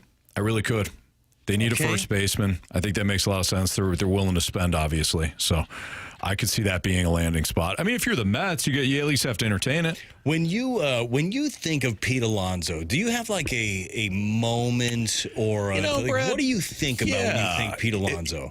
There are several. I think if you ask me, I have one flat out. It'd be him landing on his face here in St. Louis. The stubby clap incident. The stubby clap incident. The Genesis Cabrera stubby clap incident. Yeah. There's also the time where he was deadlifting and squatting. That's the one. That's all I think about is him doing the home run derby. The home run derby. That's all I can think about. I mean, Brad, look. Every time I see him, we get it. You've lifted before. I don't know how that was beneficial to him. I mean, it's his routine, I guess. It's his routine, but at some point you're Give gassed, some extra right? grunts though for the camera. Is that thing in here? He's in full uniform. He's got cleats on. He's deadlifting. Stop. Hey, what about one that is near and dear to the hearts of St. Louisans? Just inexplicably throwing Mason Wynn's first career pitch into the stands, the hit rather. Well, I didn't know. Yeah, I mean, you know what? Look at this. He might not first baseman. He may not have. Of course, he also hit one of the more iconic home runs for the Mets. Yeah, that's pretty good. In Milwaukee. That's pretty good. Beating the old Brewers. Oppo Taco. Yeah. Then he talked about how much he knew it was coming. It's like, okay, it was Devin Williams, stop. right? It was. Yeah. Not endearing himself to a ton of people in other markets. Speaking of sluggers, though, it's true. Maybe guys who could be on the move, maybe not. BT, what do you make of some of these rumors, some of the conjecture surrounding Kyle Schwarber and his next destination? Dude, Pittsburgh cannot be a player. I was just going to say, be a player. Pittsburgh? You know what, though? I wish that were a real thing. I really wish that Pittsburgh, not for the Cardinals' sake necessarily, but I wish for the sake of baseball. We were talking about the Pirates earlier and all of the great arms that they've got right now. Obviously, Paul Skeens among the best in baseball, if not the best in baseball, but their rotation is far deeper than Paul Skeens. Like, they have got some pieces. If all of a sudden you added to a very anemic offense and you spend some money, that team is a handful. Like, if they have couple of offensive pieces. I don't believe it. I still see Schwarber finding himself back in Philadelphia. I think that makes the most sense. I think that Kyle Schwarber, too, is a guy, like, I know you look at him, he's kind of like a bigger bodied dude. He's not big, fat, out of shape. He's a DH. He's going to age okay. Like, he doesn't look like he's slowing down at all. I still see him going back to Philly, but I am really interested if there's any semblance of truth to the fact that the Pirates may be looking to bolster their team a little bit because their ownership group just hasn't done that. They're not a team that spends money. Like, I might have the figures wrong, but I believe that the longest term deal that they have ever given to a free agent was like a 3-year, maybe like $20 million deal, something like that, to Ivan Nova. I think that's the biggest deal that they've given out. I'll look that one up, but I don't see them breaking the bank for anybody. Yeah, we got that question a couple of days ago, and the texter's kind of positioning it as, and I get it, but the texter's kind of positioning it as, well, how embarrassing is it if the Pirates wind up spending the money and the Cardinals don't? One, they're in two different positions, but I'm with you guys. I can't see Pittsburgh spending the money on Kyle Schwarber, let alone him wanting to go to the Pirates or just taking the bag and going to the Pirates. But and it ain't like the bag's going to be. I just don't see, like, the only way if you're Kyle Schwarber, with all unless you had, like, I don't know, his childhood growing up, his dreams. I don't know if he fell asleep with like a Pirate's pillow. I don't know. Maybe. Yeah. Like, unless that is it, the Pirates are not going to be that team that just the random market that gives you the biggest bag to come there. He grew up in Middletown, Ohio. Okay. So Cincinnati, somewhere in the middle of Ohio. Yeah, it's part of Cincinnati, which is close to Pittsburgh. It's also close to Cincinnati, so maybe he'd be a Red over a Pirate. What could he do in the Great American Ballpark? That's fun to consider. A lot. He could do a lot. It's another team. You go out and spend some money, get some of the right pieces with the pitching that the Reds have. I'd be more worried about the Reds than the Pirates. The Reds are a dangerous club. They really are. The Central's really good all of a sudden. It sucks. For now, I liked it much better when it was just the Cardinals and then one other team. You know, and that one team always changed. Yes. Exactly. Yeah. Quick one for you: why is Hunter Green being floated out there so much? I understand he hasn't been able to maintain any sort of health, but when healthy, the limited occasions we've seen so far, this guy is a top line ace. So I have not seen any of the rumors about him at this point. There've been a lot of them flying. Quite a few. So my thing is, I am not moving that dude. There's no way. I'm with you, Bradford. The upside that Hunter Green, when Hunter Green is on his game, he is the best pitcher in baseball when he's on. Like, his stuff is electric. He's outstanding. This is another one of those guys, he signs young, and it takes a couple of years. He dealt with some health issues and then started to finally figure it out. If I'm the Reds, you're built off of your pitching staff. You're built off your young starters. He has got to be a part of that. There's no way I would move a piece like that. And if I do, I better be getting a couple of missing links in my offense, which is crazy that their offense struggled as much as they did last year, especially in that ballpark. But you better be getting something that absolutely makes your ball club way better on that side of the ball. Yeah, I felt like that, and Brad, you would know better than I would, but I felt like that offense was so much dangerous two years ago. They had some guys take some steps back. Like, it was a really, really interesting year for them. And one of the biggest ones that after missing all of 2024, they expected Matt McClain to be a big part of their offense. He had the shoulder injury that he ended up missing the season, and he struggled mightily. Down the stretch, he started to look like the right guy. He was letting the ball travel. He was driving it the other way and starting to get there, but they just did not slug. And then Ellie De La Cruz, like, power outage down the stretch. He's one of those guys. We were talking earlier about young players, and it was more so the work behind the scenes, off the field, that you can wear yourself down. Ellie De La Cruz is a guy that legit fights to be in the lineup every single day, even when he could use a day, and you appreciate that. But sometimes you got to be able to hold a player back to benefit your ball club. I think that managing Ellie De La Cruz reps is going to be important for them going forward. Even as Spencer Steers, somebody like that really took a step back in the average department, Encarnacion Strand. Can you develop more of those prospects? Yeah, the offense definitely took a step back. Well, we're going to take a step forward into more Freedom Friday topics, so keep those coming in. We also have the Gauntlet in 15 minutes. Brad is making himself available, too, so if you want to play BT in the Gauntlet, you can. But we will at least sneak in one more Freedom Friday topic next on 101 ESPN. You can now listen to 101 ESPN on demand. Get caught up on all our shows and podcasts at 101ESPN.com or on the 101 mobile app. 101 ESPN podcasts are presented by the Schaefer Door Company. Circa Sports Illinois. Sports betting at your fingertips, the way it should be. Elevate your performance. Pure Performance is your one-stop shop for all aftermarket modifications. Hey, look, the upcoming winter cold, that's a lot of fun for hockey, but it can wreak havoc on the roads. Let the team at Pure Performance look over your suspension, and let them look over your tires as well, because you may think your tires are in great shape, but if those treads aren't where they need to be, you could be in danger. And all you have to do is swing by the 25,000 square foot facility right there in St. Peter's, Cave Springs Boulevard exit. And when you get into the facility, ask for Shelby or Paul. Tell them that Jamie Rivers sent you in.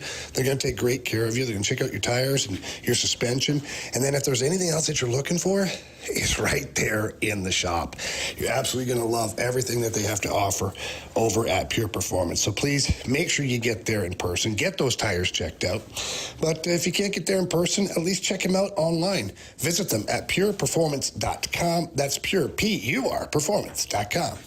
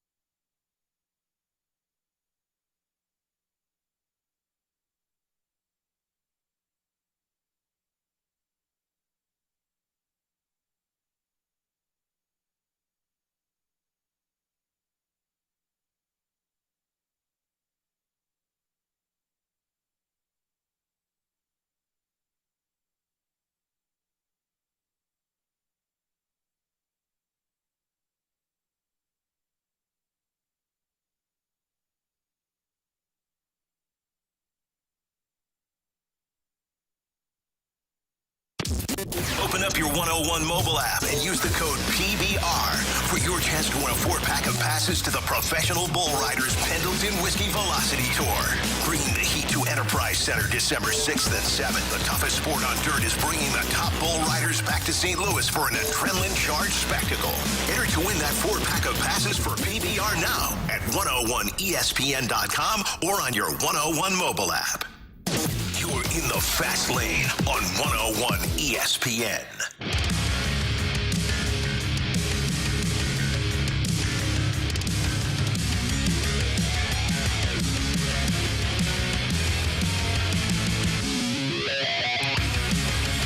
This might be our last Freedom Friday topic with Brad Thompson. Oh, I thought you meant ever. I'm like, did we ruin it? No. Did I do something so poorly that you blew it out? It's gone that well. The Freedom Friday will continue after the Gauntlet, but I know, Brad, that you are out after the Gauntlet because you got some volleyball to attend to Big tonight. time. My daughter's got her first club volleyball game. That's awesome, man. Good. And since Dad misses everything all summer long, I figured during the winter I should probably make these things. That's fantastic. So I'm excited. Is she excited to serve? So, yes. So, it's the overhand serve now. Get a little harder. 9 years old. Like, that's a long way to go. Yeah. She's been working hard on that one. Setting has been the biggest issue. And here's the thing I love the most about volleyball. There's a couple things. One, it's fast-paced. Like, it's cruising. It's indoors. And two, it's nice. Oh, okay, that's second. That's beautiful. Yeah. Three, I know nothing about it. And do you know how freeing that is, Anthony? I do. To be able to sit there and just watch. Yeah. And just... Dude. Hey, baby. It is It's the best. It is, Brad, you're 100% right. And I know parents that are listening right now that didn't play the sport that their kids are in know exactly what we're talking about. So my daughter Madeline also plays volleyball. I have no idea what's going on. You know, she looks like she's having fun. Fantastic. But BT, nothing's changed. I don't know anything about soccer. Killian loves it. He plays it. I'm just and like, it's so freeing for you as a parent. I have no idea if he's doing well or not. When I'm at my son's baseball, I'm a mess because like I think about all the things that I've taught, not just my son, but everybody else. Then you watch it, like, that's not it. That's it. I told you a million times. Yet I'm still trying. Hey, baby. Yeah. Or when you're coaching, you know? Yes, yeah, for sure. And second grader doesn't run the right route on play number 43. 4 steps, Timmy. What are we doing? Yeah. The kid never Slant does at 3. At 3. Anyway. Full step out, then in. Yeah, it's not that hard. It's much different. It's not that hard. It's not that hard. But yeah, soccer, I'm just baby. I'm looking at like the other parents. He's doing good. Okay, all right. Yeah. I told you this years ago while I was still doing the show, and I said it in like a joking manner, right?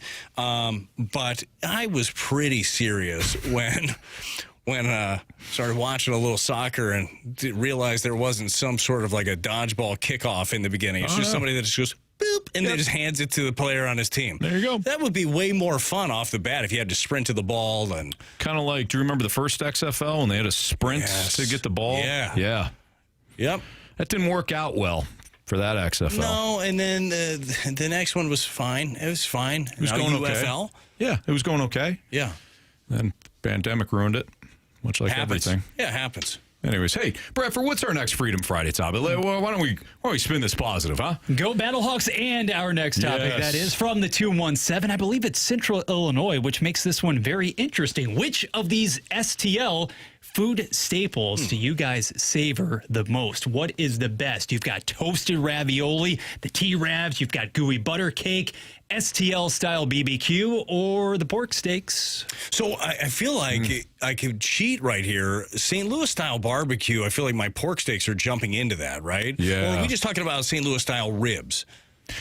Let's separate it. Let's go like the ribs and the brisket and in one category, and then things. You know what? I am out of that group. I'm going to pick the pork steaks. Okay. I'm going that direction. I do and I like all of these things. I do too. Pork steaks were not a thing in Vegas. I'll tell you that right now. You're not going to the grocery store and finding pork steaks. Ain't around. Like, what is that? Yeah. Yeah, those are really good. I think I'm going to go. I do love gooey butter cake. That is, holy smokes, that's some good stuff. Plus the different combinations too. Like they'll have different versions of the gooey butter cake. Chocolate ones too. Holy smokes. But if I'm choosing anything, I probably got to go with the St. Louis barbecue. Nice little brisket. Ribs, brisket sando, rib sando. Now, but do you like all kinds of barbecue, probably, or just St. Louis style? sweet, a little more vinegary sauce, I think, than maybe Kansas City-style barbecue. I do love pretty much all barbecue. But St. Louis, I would, like, if somebody was coming in and are like, well, would you recommend it? I would say absolutely. I would absolutely recommend it. It wouldn't be one of those things where I'm like, it's good, it's fine. I would say, yes, make sure you get some St. Louis barbecue. I think it's excellent here. What about you, Bradford? Unpopular opinion, maybe. But a little bit of the pork steak goes a long way for me. I will go with the Institution, the classic of the T-Ravs. Okay. Every day, 24/7. Yep. It's very good. I mean, you can't go wrong. You can't. I had some toasted Ravs not too long ago. You can get some different variations of them, too. You can get creative with those T-Ravs, put different stuff in there. Yeah, you could. Certainly. You got one more topic? You got a quick one? Let's do it. All right. The Junk Hall Dogs, NFL-wise. I'm a Pete Carroll fan, guys, but the Raiders, they are struggling. You really think he's the right guy for the turnaround, or does he get a year or two? Anthony, being a Vegas guy, I kind of feel like it might be more of a talent issue in general than just a Pete Carroll issue. Yes, and if you hire Pete Carroll, you're hiring him to bring stability to the organization, right? You're not expecting a dramatic turnaround in year one.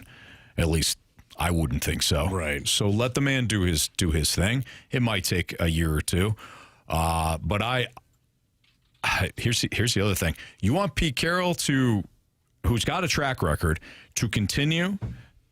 Have another draft, have another offseason, maybe have another draft or two, another offseason or two? Or do you want to go with some of these coordinators who have not been impressive at all? Like, there's no Ben Johnson right now. There is no unbelievable defensive coordinator that got to have guy. You are either going to have to go down the retread aisle, which is like the Mike McCarthy's. I'm fine with Brian Flores. I think Brian Flores deserves another crack. Robert Saleh, do you want to go back that route? He's done a remarkable job in San Francisco, but is he head coach material or is just a DC? You want to roll the dice on somebody that might have 1 year of play calling under his belt and has done fine? I've never seen the list of candidates be this weak in the NFL. It's really interesting, and I don't know what got my wheels turning. This could be a topic for another day, but you just started talking about like the older, reliable Pete Carroll, right? Mm-hmm. Guy that's been around the block, and like those guys tend to be sought after in the NFL, guys that have been there, done that. And it seems like in Major League Baseball, the trend is the other direction. Yeah. Have front offices not hit the NFL yet? Because there's got to be so much analytics and information that's incredibly helpful that probably is part of the game plan that goes into NFL Sundays. Sure. Has that not hit yet? Where front offices are kind of running like to be more involved. I wonder if it's because it's so like in baseball you can have an identity, but it's not necessarily a scheme, right? Like the dimensions are the same. Whereas in football you can say, hey, we can be a spread team, we can be a whatever, outside zone team, inside zone team. There's so many different schemes that I wonder if it wouldn't be as effective in football if the front office tried to do it. Well, and you have a lot of other pieces, too. You got your offensive coordinator, defensive coordinator. It's not just the head coach calling all the shots at that point. I think it also should be noted, as regards Vegas, you can put a lot of this blame at the feet of Pete Carroll. But by the same token, to me, of equal blame there, why don't you shine the spotlight on Chip Kelly? Speaking of coordinators, coming over from OSU, yes, on the heels of a college national championship. When you were even in that game, admittedly not for that long, most recently against Dallas, and you have one undeniable weapon on offense not named Mr. Bowers. It's Ashton Genty. I understand that your offensive line, I get that your O-line is trash. I get that Geno Smith may have lost it all at once. But it is criminal to be giving him 6 touches for 7 yards. He hasn't been allowed to really build any sense of rhythm, any momentum all season, and a lot of that has to do with the personnel, which is also why I am not necessarily blaming Carroll for everything, but rather considering what you have right now at your disposal, it's not being utilized the right way. No, it makes no sense, and I wonder if we see a bit of a reversal of course. I mean, Pete Carroll is a big run-first guy. Most of the defensive guys are. Not in the biggest moments. No, that's true, too. Typically, though, run first guy. I wonder if we see Ashton Genty get like 25, 30 carries this week against Cleveland, because you can't pass the ball. Myles Garrett's on the other side of the ball. Plus, you can't pass the ball because you have Geno Smith. Boy, that's a good one. Looking forward to that one. Oh, boy. Hey, Shadur Sanders. I was going to say, that's going to be the most watched game of 2-8 clubs. Oh, for sure. Like, there's a lot that goes into the only sport where you're like, hey, I'll tune in. These two teams suck. I'll tune in. Yeah. It's kind of interesting. What do you want to see Shadur Sanders do? You want to see success? You want to see it just look like it did last time when he just came in? Obviously, a different week for him. Yeah, full reps. See? You know what? I think any league thrives off their young players. So I want to see him have success. I want to see him dominate. Actually, like I would love to see him go and then see all the hype around it. Sure, sign me up for the show. Yeah. I think you're going to see a Matt Zollers-esque number of passes and 30 carries for Quinshon Judkins. But hey, we'll see. You're not wrong. You're probably right. Yeah, absolutely. All right, let's get to the Gauntlet next on 101 ESPN. Make your picks for this week's Fastlane Pick'em Challenge at 101ESPN.com. Show off your football knowledge and see if you can top the Fastlane and the dudes from the Rizzuto Show on the point for this week's top score. The top scorer each week scores a Bud Light NFL cooler stocked with 101 ESPN and point swag. It's the Fastlane and the Riz Show throwing down all football season long in the Pick'em Challenge. Enter your picks for this week now at 101ESPN.com. The Fastlane Pick'em Challenge is refreshed by Bud Light, official beer of the NFL. Easy to Sunday, easy to enjoy. Enjoy responsibly.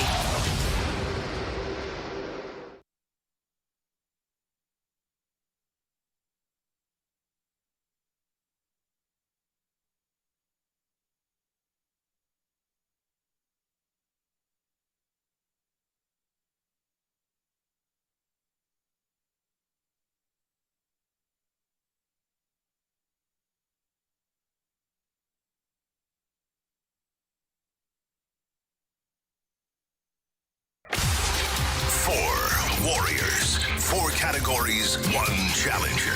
Can you survive the Gauntlet? Brought to you by Blue Note Roofing. Roofing, siding, and gutters. Visit BlueNoteRoofingSTL.com for a free inspection. Time for the Gauntlet here in the Fast Lane on 101 ESPN 403. Your time check brought to you by Clarkson Jewelers, an officially licensed Rolex jeweler, with Bradford Bruns and Brad Thompson. I'm Anthony Stalter. And Bradford, you said we got FedEx Brian, right? That is correct. All right, we got FedEx Brian. What's up, FedEx? What's up? Not much, man. Oh, what? How's it going? It's going great. Good. Yeah, good. God, Brian's a long-time listener. I don't know if I missed something. Oh, hey, you know what? In the words of Stained, it's been a while. It's been a while. Had a baby. All right, Brian, would you like to take on BT or me? Can't take on Bradford because he writes some of the questions. Well, let me ask you a question. If I put you in the penalty box, does that mean Brad's going to stick around a little bit longer? No, he's got his daughter's volleyball game. So this is, in fact, he was supposed to be out at 4. Where's the penalty box? Not that I don't listen every single day. Yeah, right behind you. If you lose now, you sit back there? Yeah. It's called the penalty box now? The penalty box. I used to call it something else. We had somebody that used to sit back there all the time. You know, it's awful back there. I have no idea why he sat back there. You barely hear yourself. You feel like you're out of the conversation. Well, safety first. Trust the experts. That's right. Well, you know what? Let's go ahead and take on Brad since he's never around. So let's check out the big brain on Brad. Good call, nice. Brian. That helps too because I did not have access to any of the questions that you guys were going to ask. So perfect. We would have hooked you up. All right, I'll be back. All right, so BT's going to go into the cone of silence. And BT, you've been around for the cone of silence at least, right? Okay. All right, there we go. No snacks in there. No snacks. Possible sponsorship available. Could be you. All right, so BT's now in the cone of silence. So, Brian, go ahead and tell Bradford to spin that wheel. Spin it, Bradford. All right. What are we hoping for, Brian? Did you cut out? It does not even matter. Okay. All right. You're just happy to play. I like it. Well, no, it's you know, I've been listening for so long that no matter what you want to pick, the wheel is going to go against you. So let's go ahead and hear that baseball. Brian, hey, your original mindset, it's going to suit you pretty well, my friend, because you've got none other than random. Oh, no. Okay, well, you know how this works, Brian. You're going to get 4. Yep. Thank you, Bradford. You're going to get 4 random questions today. Each one is worth 2 points unless you ask for the options. If you ask for the options, those questions become worth 1 point. Are you ready? All right, here we go. And I believe, Bradford, you wrote these, right? Correct. Okay, yeah. Why don't you take the first one there since it's long? I'd love to. Turnabout fair play, huh? For more than 50 years. I've been waiting a long time to have you actually read some of these questions that you wrote, so fire away. Let's do so, Brian. For more than 50 years, the Missouri Botanical Garden has worked side by side with Peruvian scientists, documenting, understanding plant diversity. What is the capital and largest city of Peru? That's Lima. Final answer. All right, Brian, question 2. Can you identify the longest running Broadway show of all time? I know I was listening to something about this on Fox this morning before I left for work. I know I'm going to know it when I hear it. Options, please. Les Miserables, The Phantom of the Opera, or Cats? Phantom of the Opera. Final answer? I can't even believe, yes. Final answer. All right. Okay, Brian, question number 3. Name the Stalinist world leader whom Dennis Rodman befriended in 2013.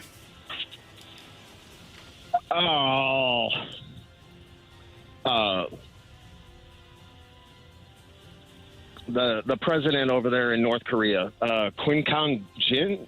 No. Options. I'll know it as soon as I hear it. You made me do it. All right. A, Kim Jong-un, Vladimir Putin, or Kim Jong-il?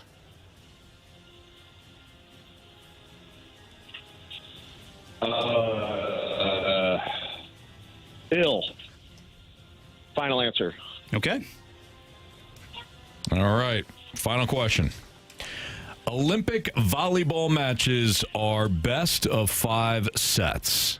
5th sets are played to how many points? Let's see, that's 15. I believe it's 21. Final answer. Okay, let's bring back BT from the cone of silence right now. Brian, how you feeling? Pretty good. Okay, well, good. All right, BT's walking back in. By the way, Stalton nailed the reading that Broadway question. I left that just for you. I know you love the show tunes. I know sure, it. Absolutely, yeah. I walked into show tunes? Well, all right. What do you think you got, category-wise? I think today is going to be random. You'd be correct. Seriously? Yes. All right. Random. Well, show tunes felt random. Just feels right. Feels right for you today, BT. It's my favorite category. Is it? 100%. It's my least favorite. Really? Nothing, no category makes me feel dumber than random. Now, it might just be because I'm dumb. Full disclosure, I actually don't like getting baseball because I'm supposed to win that one. And when I don't that makes win sense. it kind of ticks me off. Okay, yeah. That's fair. Bradford, take it away. And BT, in case you forgot as well, pack a lunch, my friend. All right, lunch packed. Get it ready to go. Okay, question number 1. For more than 50 years, the Missouri Botanical Garden Glow coming soon, it has worked side by side with Peruvian scientists to document and understand plant diversity. What is the capital and largest city of Peru? Oh, yeah. I thought the answer was going to be photosynthesis at first, but that's a swerve, BT. No, but the largest city in Peru. Yeah. Now, I've got a few things that come top of mind, but I will take the options here. Okay. Machu Picchu, Buenos Aires, or I can never trill the R's. Lima. I'm going to go Machu Picchu, Peru. I'm going to go Lima. Lima, final answer. All right, BT. Can you identify the longest running Broadway show of all time? Broadway. I don't know what's a Broadway show. Does it have to be a musical? I'm thinking Phantom of the Opera's probably been around a long time. Mamma Mia.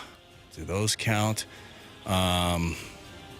Jersey Boys has probably not been around that long. I'm gonna go Phantom of the Opera. Final answer.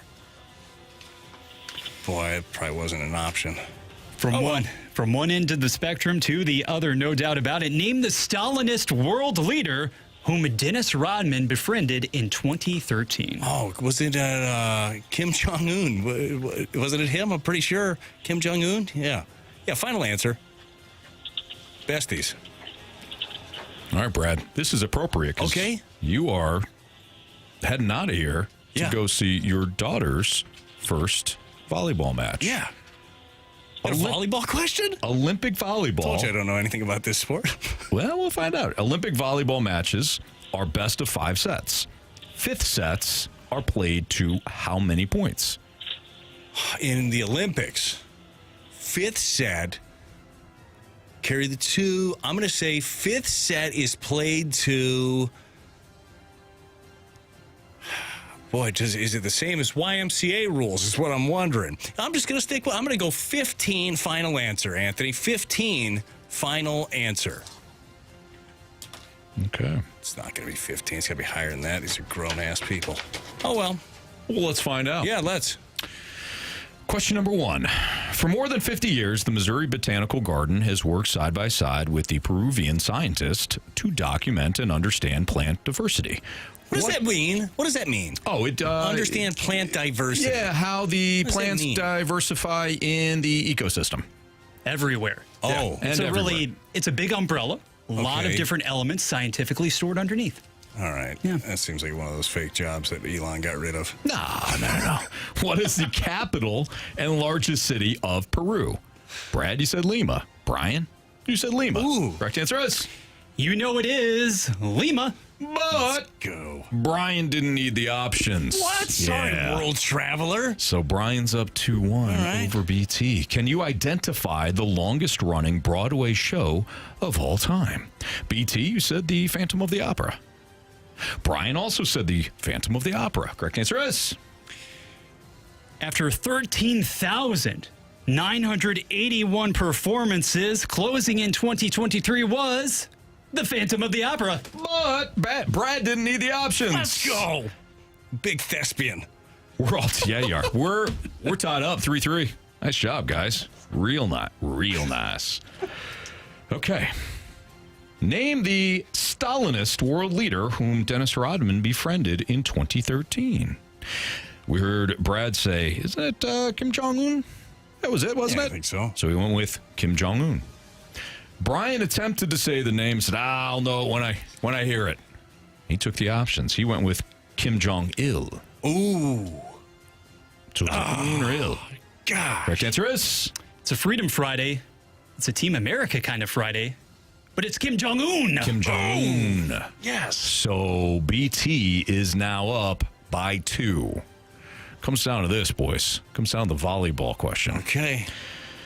Olympic volleyball matches are best of 5 sets. 5th sets are played to how many points? Brad said, well, if the same as the YMCA, then it's got to be 15. That's what they do, because they got to get all the other kids out of the gym quickly. Brian went with 21 without the options. Oh. So if it's 21, we got a walk-off. If it's any other number that exists, including 15. 21's a good number. It is Dion's number. Then Brad wins. Brian. You have chosen poorly. You lose. Not today. Correct answer is... You know it's 15. It is 15. Wow. BT I really thought that in the Olympics they went to a higher number. No, 15. Pay attention, Brian. Jeez. Brad, you'll find tonight where Lexi plays. It'll probably be 15 for that last set. I think they play 3. Yeah, they're really trying to get him in and out there quickly. It's really a money-making machine. It'll be 21 for the first 2 matches, and then it'll probably be 15 for the third. Could be. Yeah. Brian, BT beat you 7-3 today, man. Gentlemen, Thanksgiving, and hey, Stalter, who else going to be there on Friday? I could bring some canes in. Oh, next Friday? No, on Monday, I mean. Oh, Monday. Well, hell, man, we love some Canes. I think I'll probably be back in then. Yeah, BT will probably just show up. Back in, huh? It'll definitely be me, Marsh, and Carey. No Jamie. Jamie's on the road. Take another day, Marshy. Yeah, y'all might get some Canes on Friday, on Monday. Look at that. What Shut a guy. the front door, FedEx. Brian, we appreciate you, man. Thank you. All right, guys. All right, man. See you, Brian. We'll see you. Bye. You too. Brad, nice job, man. Dude, you get out on a nailed dub. the volleyball question. I did see a text that we got to the Air Comfort Service text line. It said BT gets a volleyball question right before he leaves for his daughter's volleyball match. Let's see how much he loves his daughter. So, nailed it. You do, absolutely. BT, we know you got to go, man. It was a hell of a lot of fun. Great to see you, brother. We appreciate you coming in. Don't be afraid to call more often. I'm around. We will. We definitely will. Yeah, but you got to build Don't call sheds too much, and though. things like that. Yeah. That was harder than expected. To be totally honest I'm with you. very impressed you did that, man. Very impressed. Well, no big deal. Nice job. I'll talk to you after the rain. We'll see if it all went away. Anthony, something happened. I didn't have a firm base. It washed away. All right, Bob. See you, boys. BT's got to get out of here. Bradford's got what's trending for you next on 101 ESPN. I don't have any weapons of mass destruction, okay, hon? Get social with 101 ESPN. Follow us on Facebook, Instagram, TikTok, X, Threads. Let's get dirty, St. Louis. St. Louis's best shop around, Dirt Cheap. They are your one-stop party shop. They have massive selection of anything that you're looking for. They've got new locations, too, popping up everywhere. They've got the originals out there, but new ones in Washington, Fredericktown, Hillsborough, as well as Wentzville. And with the holidays right around the corner, why not stock up for any parties, any get-togethers? How about some little stocking stuffers? You know, those little airplane bottles? They'd be perfect little stocking stuffers. You're absolutely going to love everything over at Dirt Cheap. Make sure, too, that you download the Dirt Cheap app. You start saving immediately. Every time you make a purchase, you get a little saving every time. And it qualifies you for certain raffles and sales and deals and all sorts of things that are going on over there with the app. You can also use the app to place an order for pickup or delivery, which is a fantastic feature from Dirt Cheap. So check out Dirt Cheap at cheapcheapfunfun.com. Again, that's cheapcheapfunfun.com. Whatever your tastes, you'll find it at Dirt Cheap. Order ahead with the Dirt Cheap app. And remember to have fun, but please be careful out there.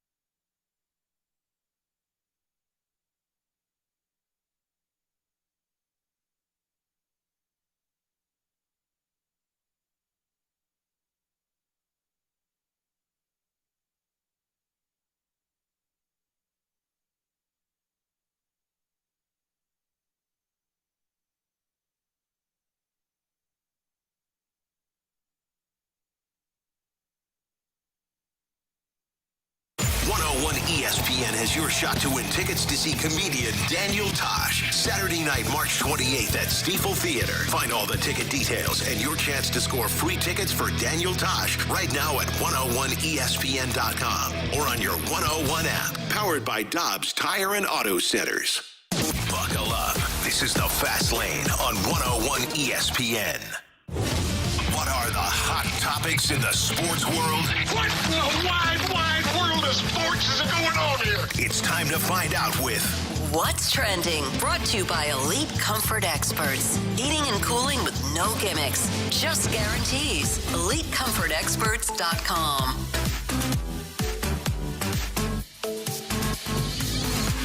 Moving along in the 4 o'clock hour of the Fast Lane, 101 ESPN on a Freedom Friday. My name is Bradford Bruns, Anthony Stalter alongside Jamie Rivers, Carey Davis, Andrew Marsh. The rest of the band will be back on Monday. But Stoltz, for What's Trending now, let's basically do a round of as the tight end world turns in the NFL. Because earlier in the week, you no doubt heard about the news from Motown. Sam Laporta placed on IR, although I don't think we really knew the extent at that point in time of his injury. Well, confirmed by the head coach Dan Campbell today, will miss in all likelihood the remainder of the season. Underwent back surgery. Anytime you hear those two words, back surgery, oh my, but supposedly you've averted a long-term issue. How much does this hinder the Detroit attack down the stretch this year? Well, I mean, look, I thought that Jared Goff had one of his worst games a week ago in Philly. Now, how much of that has to do with Philly's defense? I'm sure quite a bit. How much does that have to do with the wind and the weather conditions overall?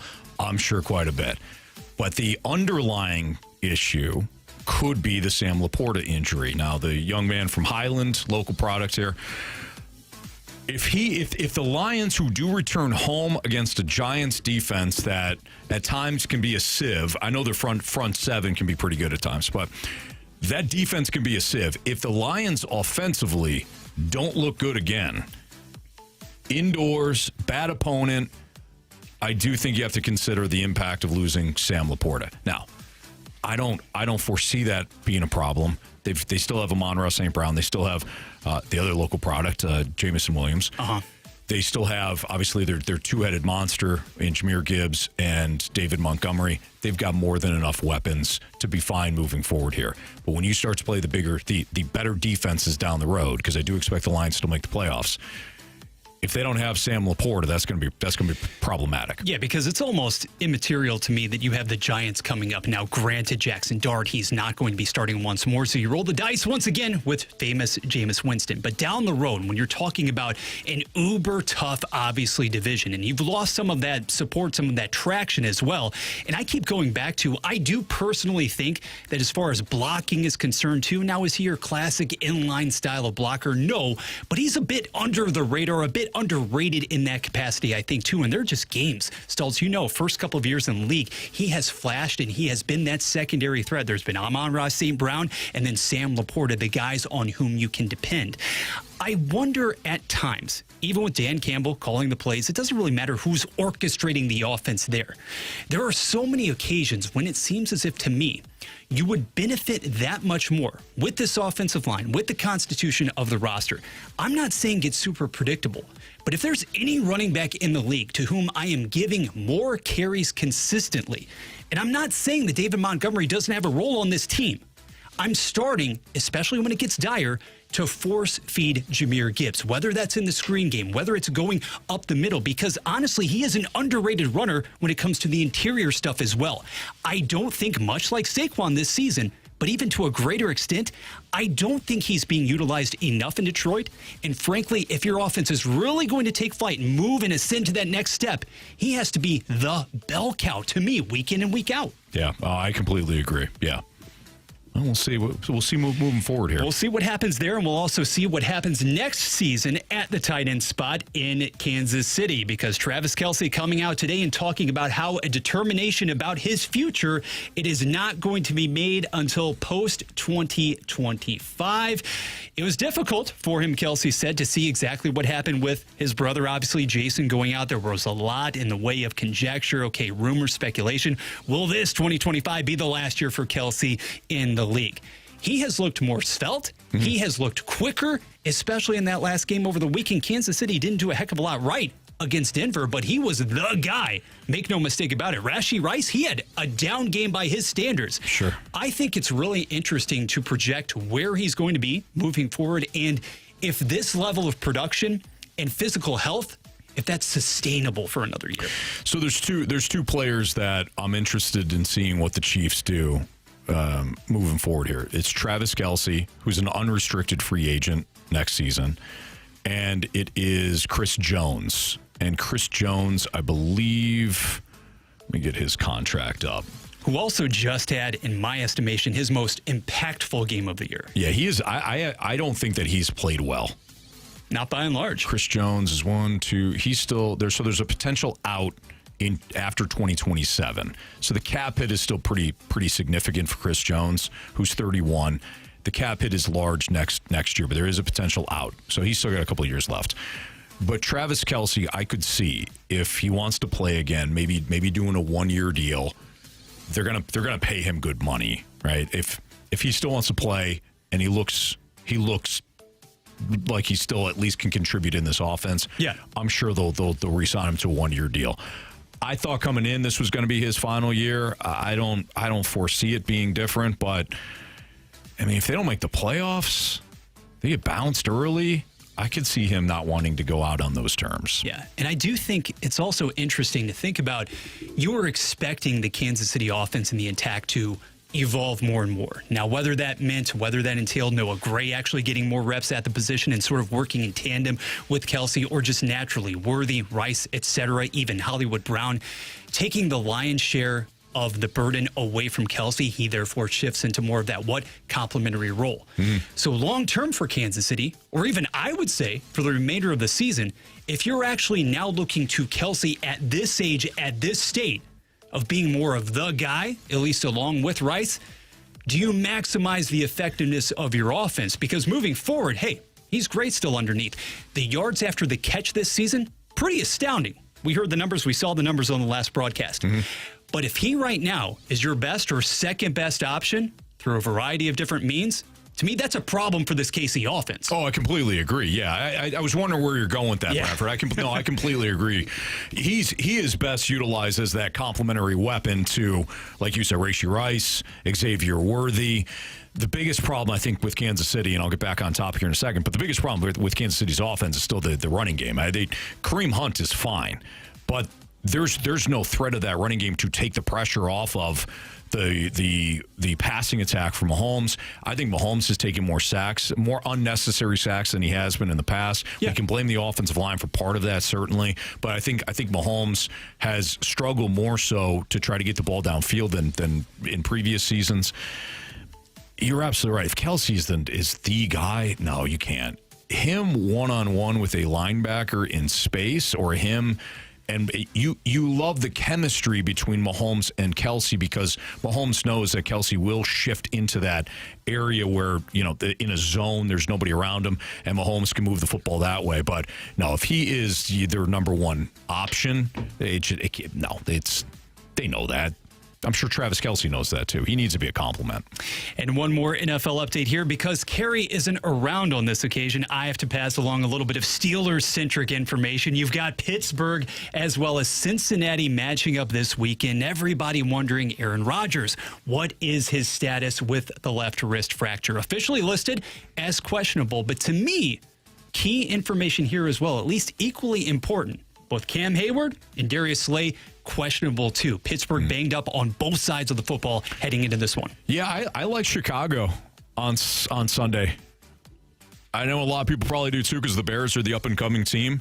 But Pittsburgh typically under Mike Tomlin has been the golden team when it comes to being an underdog. One of the best motivators in the league. Downright terrible as a favorite, but when it comes to them catching points, usually you want to be with Tomlin and the Steelers. But I look at it this way. If Aaron Rodgers does play, he's probably not going to be at 100%. So if he's not at 100%, I like the Bears. If it's Mason Rudolph, I definitely like the Bears. The other factor here, too, is that, okay, you got the other side of the coin. You've got T.J. Watt and that Steelers defense, who not that long ago, they caused a bunch of turnovers in that Colts game against Daniel Jones. Could that theoretically happen in Chicago this weekend? Sure. But the Bears they have established a rushing attack over the last couple of weeks, whether it's Swift or Monungai. Oh, yeah. They have looked fun. Like Ben Johnson, say what you want about the creativity in the passing game. The ability to run the ball has been another dynamic here for the Bears that has elevated this offense. I like the Bears. I think they continue to roll. If it winds up being a turnover fest, obviously that's not good, but I don't like this Pittsburgh offense at all. Just think back to last season when Mason Rudolph had to take over under center. 1-4 in those contests. And then before that, well, we know what happened. This is, and I of course, I give Carey some crap over this, but it's truthful. This is about the time of year when you want to start fading Pittsburgh. It has happened now, 3 consecutive years where they come out. A lot of people think, this will be the year that maybe Mike Tomlin doesn't have his winning record. They come out of the gate strong. They look good. Why? The defense is fresh. They're playing well. Then you get toward the end of the year when they spend too much time in the damn field, and in the second half they collapse. Now, they did not start that way this year. Defensively, they were terrible. Now we're starting to see them play much better on that side of the ball. But still, there's something about Tomlin's teams post Ben Roethlisberger that you get to Thanksgiving and beyond where they start to really tank. And now attrition really becoming a problem too, and that's to be expected. Look at the average age of this roster. Certainly. A lot of this was to be expected. Yep. It simply was. Absolutely. You had your chance, and now Lamar's back in the division. Joe Burrow could be back sooner rather than later. You had a chance to run away. Yes. And not be found. You are, 6-4 for the Steelers? 6-4. Ravens have the Jets this week. So you could be tied again, and you have to face Baltimore twice. You're absolutely right. This was a missed opportunity. So it's not a must win for the Steelers, but it certainly feels that way if you're a Steelers fan. It's Fastlane on 101 ESPN. We're going to continue with Freedom Friday. Keep those Freedom Friday topics coming in. We know that we have another Friday next week, but we'll be off because of Black Friday following Thanksgiving. So we have moved up Freedom Friday. Anything you want to discuss today, great, send it in. We also hope to be joined by Jeremy Rutherford at some point. He's our Blues insider with The Athletic. He joins us every Friday, but the boys are traveling, as we know, on this long road trip, so we might not get a chance to talk to JR. But if you want to talk Blues, you want to talk football, you got a college slate that's interesting this weekend. There's only a handful of games that really have significant impact on the college football playoff, but it's interesting, and of course a full slate in the NFL. So anything you want to talk about, it's up to you. Freedom Friday next on 101 ESPN. 101 ESPN listeners, please support that Countdown to Thanksgiving campaign to benefit Operation Food Search. Hosted by Lee's Famous Recipe Chicken, Hot Shot Sports Bar and Grill, Coca-Cola, and 101 ESPN. Drop off a non-perishable food donation at any area Lee's or Hot Shots location now through November 21st. And every donation earns a free Coca-Cola beverage. All food collected will go to Operation Food Search to help local families in need this holiday season. And each donor can enter to win a prize package that includes gift cards to Lee's, Hot Shots, and hockey tickets. Help make the holidays brighter for local families in need. Get all the details to the Countdown to Thanksgiving to benefit Operation Food Search now at 101ESPN.com.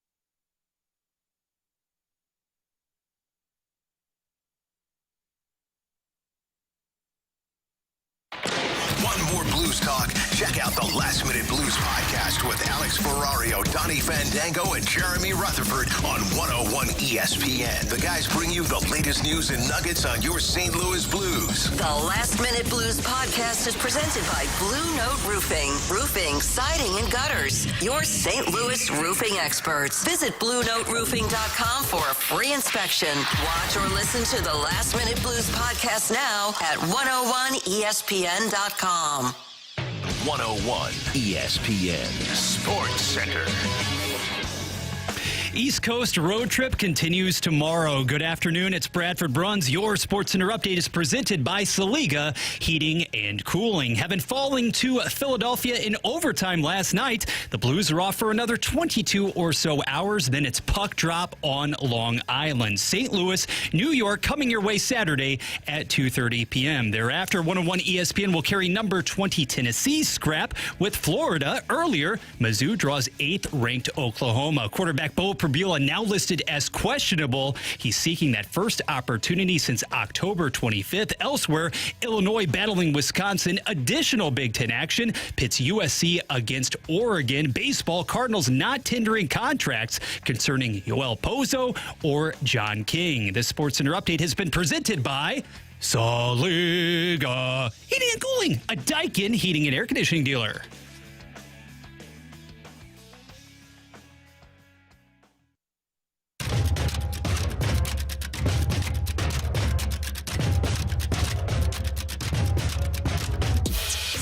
It's Freedom Friday here in the Fast Lane on 101 ESPN. This means you get to pick out every single topic for us. 314-399-9646. So kind of your show on a rainy Friday here in St. Louis. So Bradford, what do we got next? Intriguing one, Stalts, from the college football world and from the 636 for that matter. Guys, everybody likes to point the finger at Kirby Moore when it comes to the offensive difficulties at Mizzou. But how has the special teams coordinator been able to escape trouble over the last couple of years? Yeah, there's certainly been some issues there. I mean, Bradford, you can actually speak to this more. You cover the team. You go to Columbia. You've got more eyes on. Obviously, I watch the games, but when it comes to whether or not there's any sort of changes amiss with the coaching staff, you would certainly know more. So what do you think on that? Yeah, Eric Link has been on the scene since around 2019, really was able to rise to prominence in the 2021 season. So Eli Drinkwitz has had him on staff for a number of years. He's been a trusted confidant and somebody who's been entrusted with trying to improve, right, that ever-important third phase of the game. But I think more and more fans, Stoltz, both in Missouri and around the STL, observers of the program, know that this issue is not confined to just one season this year in a vacuum. Now, granted, when you're talking about the first game of the season, not only were you faced with losing the guy who was directly competing with Bo Prabula for the quarterback job in Sam Horn, but when Blake Craig went down on the sideline attempting to make a tackle, and you knew at that point, oh, are we talking about the ACL? Yeah, we are. Because at that point in time, for a Missouri team that has absolutely been about winning close games, winning on the strength of great place kickers, for that matter, too, over the past few seasons. Mm-hmm. You saw just last weekend, Harrison Mevis now with the L.A. Rams. Yep. He was tremendous. There wasn't anybody, arguably, in the entire country who was better.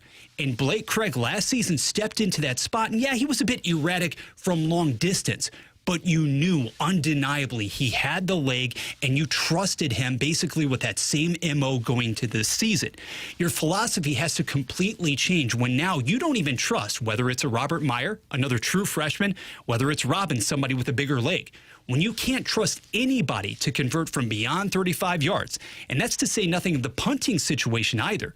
Those two facets have been extremely bad, and just now, over the past few weeks, a good sign in the return game, you're actually getting a lot of production there from Marion Folks. Mm-hmm. The problem this weekend is that he has already been ruled out. So if you don't have that punch, if you don't have that splash and a return capacity as well, even last year, let's go back to a couple of seasons ago, you expected in that area a Luther Burden III to make more of an impact as a return guy, right? Return extraordinaire. Yeah. And it simply didn't happen. It really hasn't happened when you go up and down the list. So I definitely think that is something to criticize, and it's not escaping those who are maybe more directly involved with the program. Yeah, that's a good breakdown there. Now, from efficiency standpoint, I don't know, like a lot of people, They don't like the analytics, right?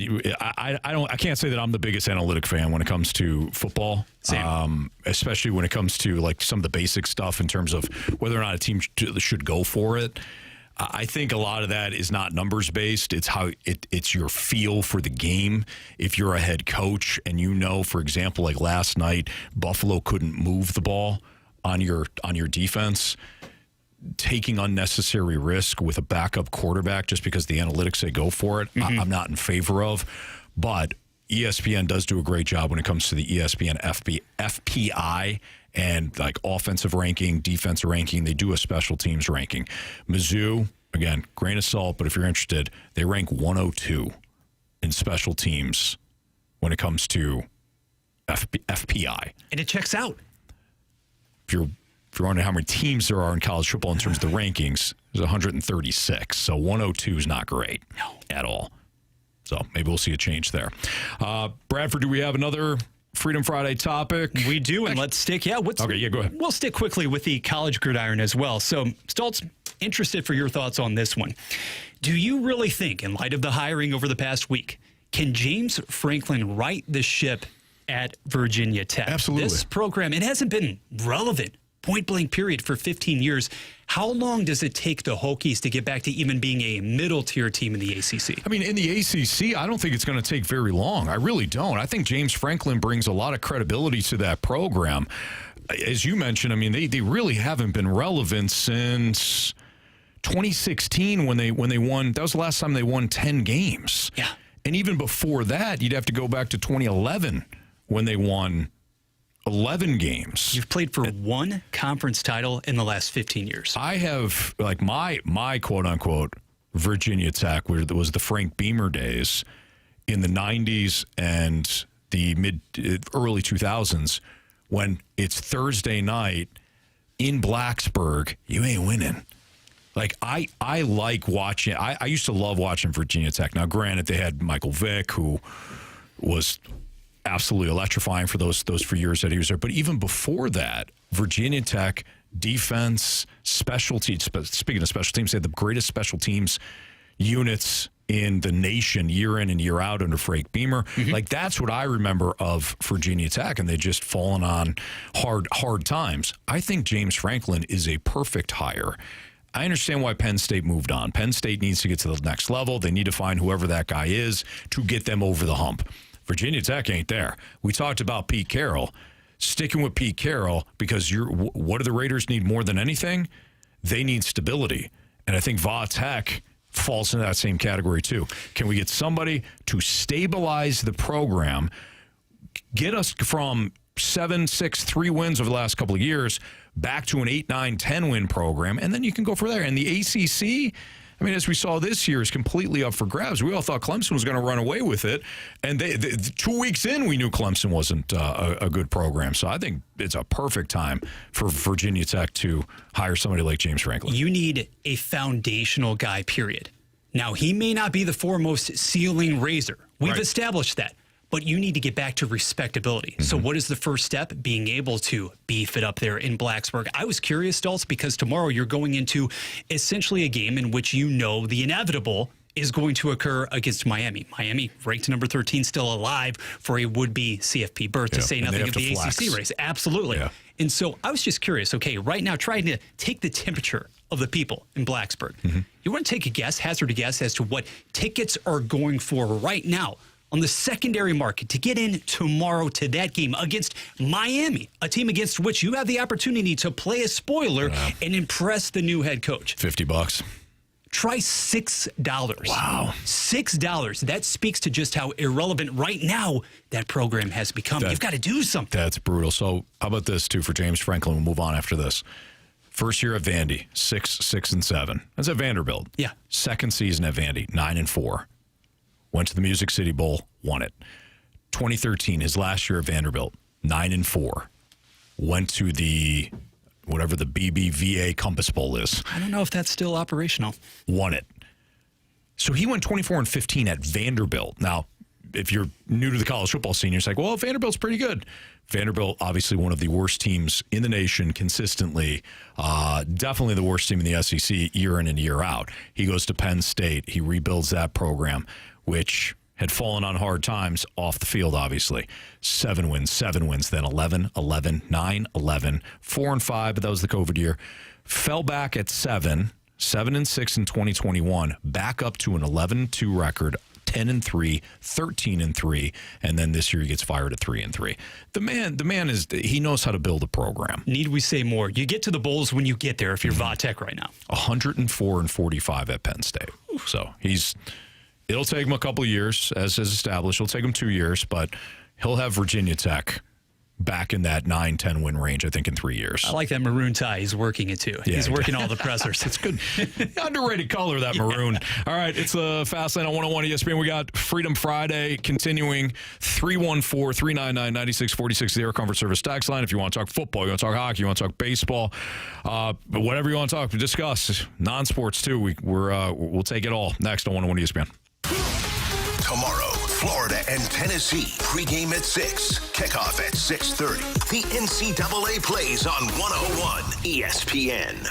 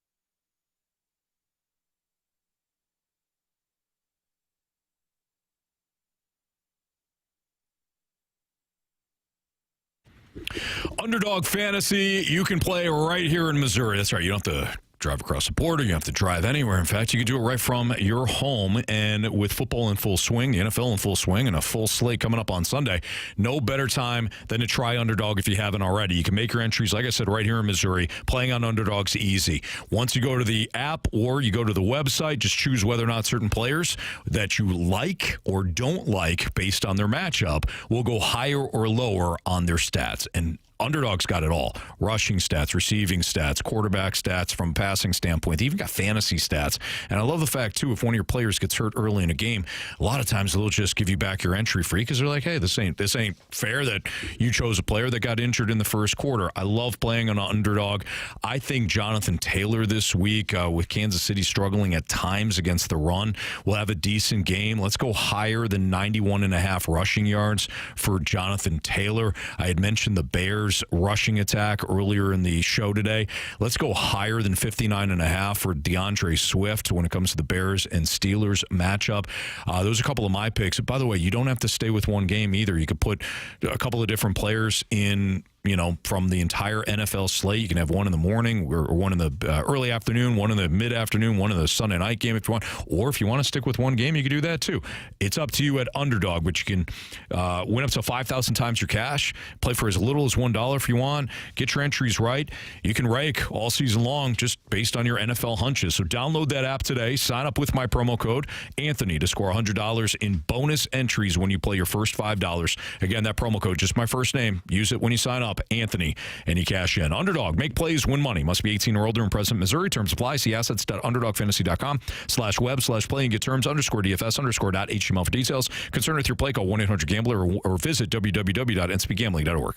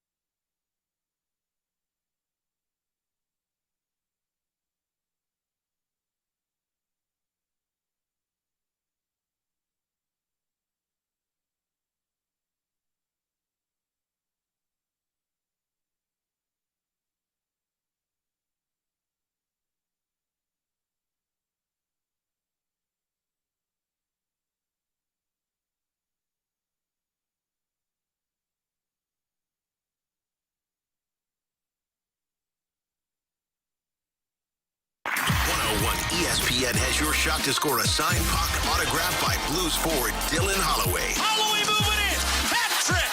If you've got a hat, chuck it at your radio. Enter to win that Holloway signed puck right now at 101ESPN.com or on your 101 app, powered by Dobbs Tire and Auto Centers. Don't slow down. You're in the fast lane on 101 ESPN.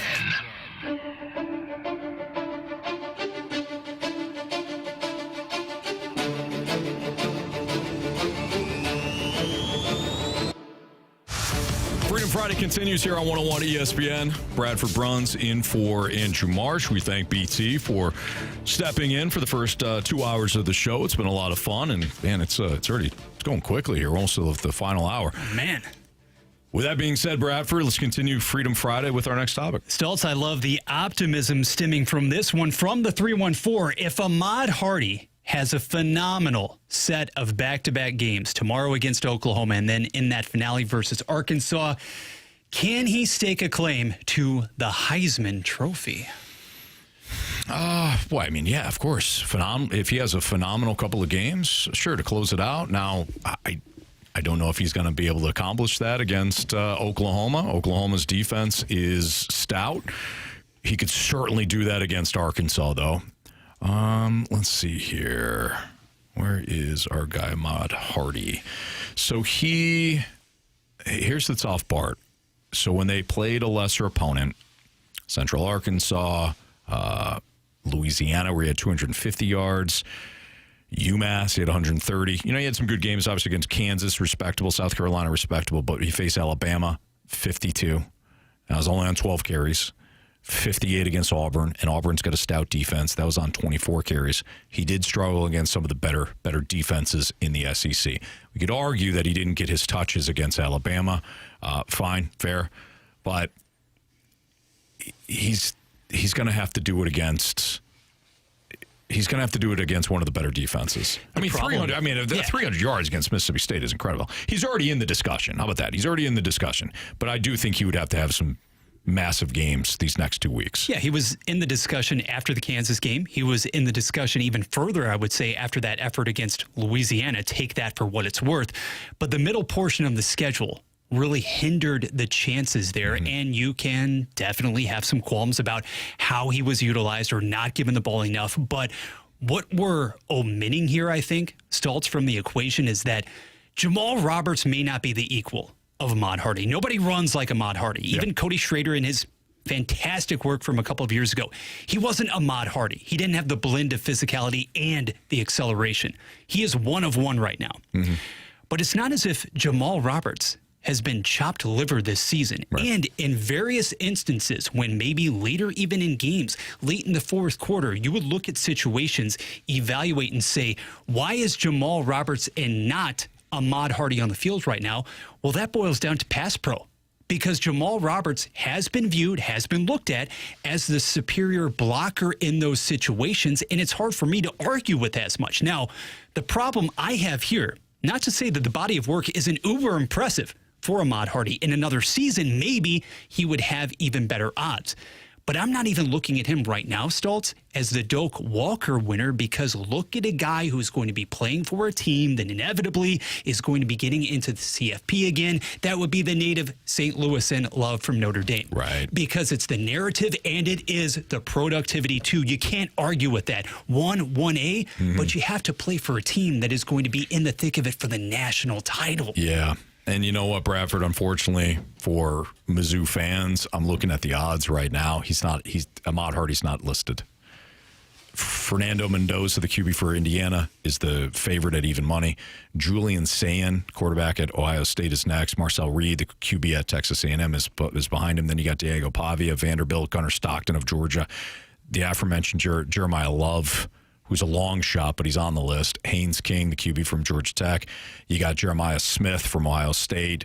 Jacob Rodriguez, Texas Tech. Ty Simpson, the Alabama quarterback. Jaden Maiava has odds from USC. Dante Moore, who I'm surprised isn't higher than this. And then Trinidad Chambliss, the quarterback from Ole Miss, who's been a bit of a revelation. Ahmad Hardy's not on that list. No. So it's unfortunate. I do hope that there's at least some chatter if he does have some big weeks, but it does put in perspective that Ahmad Hardy he's got a little work to do if he's going to join like the national viewpoint of the Heisman race. Now, nationally, at this point in time, if you had to cast a vote, would it be Mendoza hands down, or would you be leaning in another direction right now? To me, it's Mendoza. The way that he performed in Oregon, and then of course at the end of the game against Penn State when he took Indiana right up the field. I mean, he looked like an NFL quarterback. So to me, it's Mendoza. Up until that brutal performance against South Carolina, I thought Marcel Reed deserved a lot of love as well. And then, of course, Julian Sayin has quietly put together an outstanding season. Now, we can argue whether or not they've faced the best competition at Ohio State. But I also can't knock Ohio State for blowing out every team and making every team look like a joke, comparatively speaking. Well, let me play really quickly here, devil's advocate, too. You mentioned so many different quarterbacks, so many different QBs who are deserving of that honor or at least going to New York. Why aren't we talking more about Gunnar Stockton? I'm not saying the profile necessarily equates with that of everybody else there, but if you're talking about wins, you're talking about a team that is easily a top 5 squad, probably in all likelihood playing for the SEC crown, going deep into CFP territory. He's been that dude, and right now is making the decision as made by Georgia look pretty smart with respect to the Stockton-Beck comparison. I don't think he's he's aesthetically pleasing as some of these other players are. Sure. I like Gunnar Stockton a lot. I think he makes one or two throws a game where you're like, holy crap, not the majority of the country playing quarterback right now can't, and I'm talking about from a college standpoint, can't make that throw. And Gunnar Stockton does. But I just don't think that he has the athleticism of Marcel Reed. I don't think he has the eye-popping numbers as a Mendoza. So he's just going to be in the, maybe he's there among the three, but I doubt it. But Georgia, if you notice, Georgia has played, like each and every week they have played better. Yeah, watch out. Each and every week they have gotten better, from Tennessee, nearly losing to Tennessee, to actually losing against Alabama. The second half against Auburn, they came alive. They got a huge test from Ole Miss, huge test from Florida, but they blew out Mississippi State, who was hanging with everybody, and then dismantled Texas. They got Charlotte this week, so they won't be tested tomorrow, and then Georgia Tech at the end of the year. And Georgia Tech has no defense. So Georgia, watch out is right. I should have just left it with you after you said that. If the defense is on the come up that much more, indeed. And they're young, and they just keep getting better. Yep. All right. Freedom Friday continues next on 101 ESPN. 101 ESPN's Blues Fan of the Week. Congratulations to Allie Cornett from Arnold, Missouri. She was named our newest 101 ESPN Blues Fan of the Week. Submit your pick now at 101ESPN.com to be the next Fan of the Week and take home a pair of tickets to an upcoming Blues game. Our Blues Fan of the Week is presented by CarStar, your auto body repair experts. Locally owned with nationwide warranty. See us at carstar.com.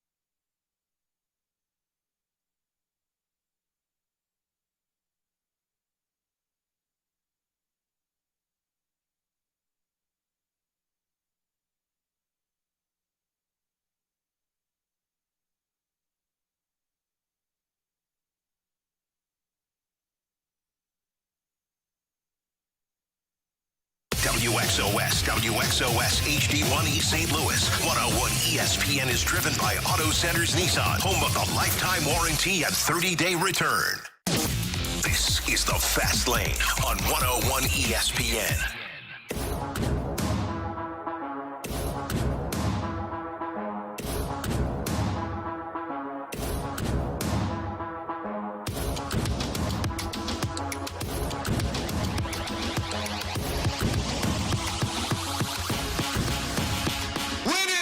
Final 7, your time check is brought to you by Clarkson Jewelers, an officially licensed Rolex jeweler with Bradford Bruns, filling in for Andrew Marsh. I'm Anthony Stalter. Freedom Friday continues. It's your day. Whatever topics you want, 314-399-9646. Send them there. That's the Air Comfort Service text line. Bradford, what we got? Freedom Friday, which means indeed we get a little taste of everything, and I do mean everything from the 636. Anthony, what does your expert opinion have to say about the men's national team after the recently completed friendlies? Oh, boy, yeah, the U.S. soccer team you're talking about? Big time on your radar. I know. Yeah. Boy, when you think about the U.S. men's national soccer team, usually Bradford, not great. But recently, you beat Uruguay there 5-1. On November 18th. Also beat Paraguay on November 15th. So maybe the boys are rolling a little bit. Nice also recall. beat Australia. Oh, okay. Back on October 14th. So really, this team, this club, they're rolling right now. I like what I'm seeing. It'll be World Cup season before you know it. Yeah. So you have to get right from a domestic standpoint on the pitch. There's still a lot of time, though, to prepare to get the product ready, and a lot of time for Landon Donovan and the rest of the old U.S. mainstays to chirp at one another. Yeah, absolutely. Because it's more fun to honestly monitor that. Typically, you want to make sure that you're fighting with the people that paved the way at one point. Yeah. And for the people that paved the way at one point, when you don't have a rich history of winning, you want to criticize the people that may have an opportunity to do so. It's healthy. Yeah, absolutely. Yeah, get it out there. But at least they were rock bottom like 16 months ago, and now, hey, you're picking up statement wins and friendlies. Galore. Yep. From the pitch to the rink, from the 636, what would need to happen, guys, on this East Coast swing for the Blues for Doug Armstrong to have one of those dreaded pressers by Black Friday? Well, just continue to do what you're doing, and unfortunately, it's losing games. Losing all three soundly? Yeah. What if you go 2 you're still picking up points, which is, it's, at least you're doing that. But, you've lost 4 straight. Bradford, I think the thing that is and we really haven't talked about the Blues today. I think we're giving everybody a break. But the thing about last night's game is that it looked eerily similar to the games that you had before. Coverage breakdowns are a massive issue for this team. Guys that are wide open, second chance opportunities that you're just giving away. And granted, look, last night they had multiple opportunities under 2 minutes to win that thing. The goaltender for Philly made a couple of sensational saves. The biggest one, of course, was when Robert Thomas fed it to Jordan Kyrou, and Jordan Kyrou couldn't finish it. But there was another scrum right in front of the net that the puck didn't find its way in. So you get a little bit of luck last night. I think you win that game. But the bottom line is you blew another 2-goal lead. Justin Falk spots you 2, and you can't hold onto it. So you've now blown 3 2-goal leads against Philadelphia alone. The coverage breakdowns are maddening. Braden Shen, I don't know what happened with him. He couldn't get his stick back in overtime. Winds up, trying to chase the play. Doesn't get there in time. And I'm not blaming Braden Shen. It's just you can go on and on about some of the mistakes that have been happening. Yeah. For this club. I did think they played better last night. But the results are still the same. You lost 4 straight. Playing better it's relative, right? Compared to what you have experienced. Yes. And that's the thing. Still not good, right? Exactly. The fact of the matter is that so far this season, Philadelphia has been really, really good, actually, at mounting these surges, these comebacks in games. Mm-hmm. But you're playing against the Philadelphia Flyers. These are not world beaters, okay? You haven't been able to take care of the competition in the Central Division. You go out east. We know how it turned out in Canada, for that matter. And tomorrow, once again, on 101 ESPN, 2:30 puck drop, right here on these airwaves, you've got a very suspect squad as well in the New York Islanders. You follow that up with the Rangers, and you don't get back home until next Friday against Ottawa. And here's the really damning thing for me as well, Anthony. Last night, the entirety of your offense, it came from Justin Falk. And we know this week the big storyline, in one period, the big storyline has been Justin Falk 1,000 games. And you're almost manufacturing ways now to not talk about the lack of offensive production from your top flight scorers. Right. Justin Falk last night with his 2 goals, he's now tied with Carey, as well as Neighbors, who fortunately returned to the lineup. That is a great development moving forward. Justin Falk is tied for the team lead in goals. Yeah. And here we are, having played 21 games so far this season. We've talked all about the issues up front, the top 6 and so forth. Say what you will at this point about Booch. Is he playing? Is he not? Is he still getting 18 to 20 minutes of ice time per game? It's all immaterial, because even then, when you take it to the blue line, with the exception of Justin Falk, who has actually exceeded expectations for numerous Blues fans out there this season, because he had been the primary whipping boy on the back line. Mm-hmm. You've got a little bit from Broberg. So far this season, Colton Parayko hasn't been that guy. So you're lacking punch everywhere on the ice. Yep. And it was completely absent, after the first period last night. And 2, I mean, look, I'm not trying to tell you it's getting better. I'm not trying to tell you there's hope on the immediate horizon. I will tell you it does look better than it did a week ago. You know, Pius Suter, I think, at one point was leading in points. Now, at the very least, your top point getters are Robert Thomas, Justin Falk, and Jordan Kyrou. They all have Thomas has 13. Falk and Kyrou have 12. Snuggerud with 11, then Suter at 10. It's inching along, but there's still some players that you would expect to have big-time performances or at least be steadying presence that are not. Braden Shen is not having a good year. No. Pavel Buchnevich is not having a good year. Dylan Holloway has, I think, been inconsistent at best. Where's Cam Fowler? I mean, Cam Fowler, I feel like he's been a ghost. Where are your veterans? Yeah. Where are they? The good news, I just laid out the bad news for you. The good news is these are all players that have been very successful in the NFL. Very successful. Take 2 in the NHL. Maybe they should try it. I mean, no, I don't think so. I think they're fine where they're at. So I do expect them to rebound at some point. But if they don't do so quickly, your fan base is already enraged. If you don't do so quickly, you're gonna fall further and further behind, and it's not going to be a situation where you were a year ago, where hey, let's just catch hot. Let's catch fire. You can't keep relying on that. No. You can't keep relying on a 12-game winning streak. You can only trust Jamie's premise, his advice of trusting the numbers on the back of the hockey card for so long. Yep, absolutely. Because you're getting to that point now. You are. We got our Sports Six-Pack, which is just an extension of Freedom Friday, so keep those questions coming in. We'll do our Sports Six-Pack next in the Fast Lane. Miss the Blues game? Want to hear the highlights? Need player reaction? Want more analysis and opinion?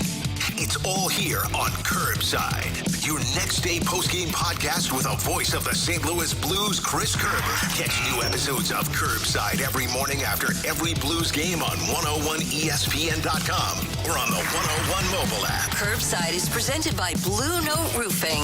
Roofing, siding, and gutters. Your St. Louis roofing experts. Visit BlueNoteRoofing.com for a free inspection. And by Bellman Automotive. For the best price on a new Buick, GMC, Chrysler, Dodge, Jeep, Ram, or used vehicle. Shop Bellman in Troy. Online at Bellman.com.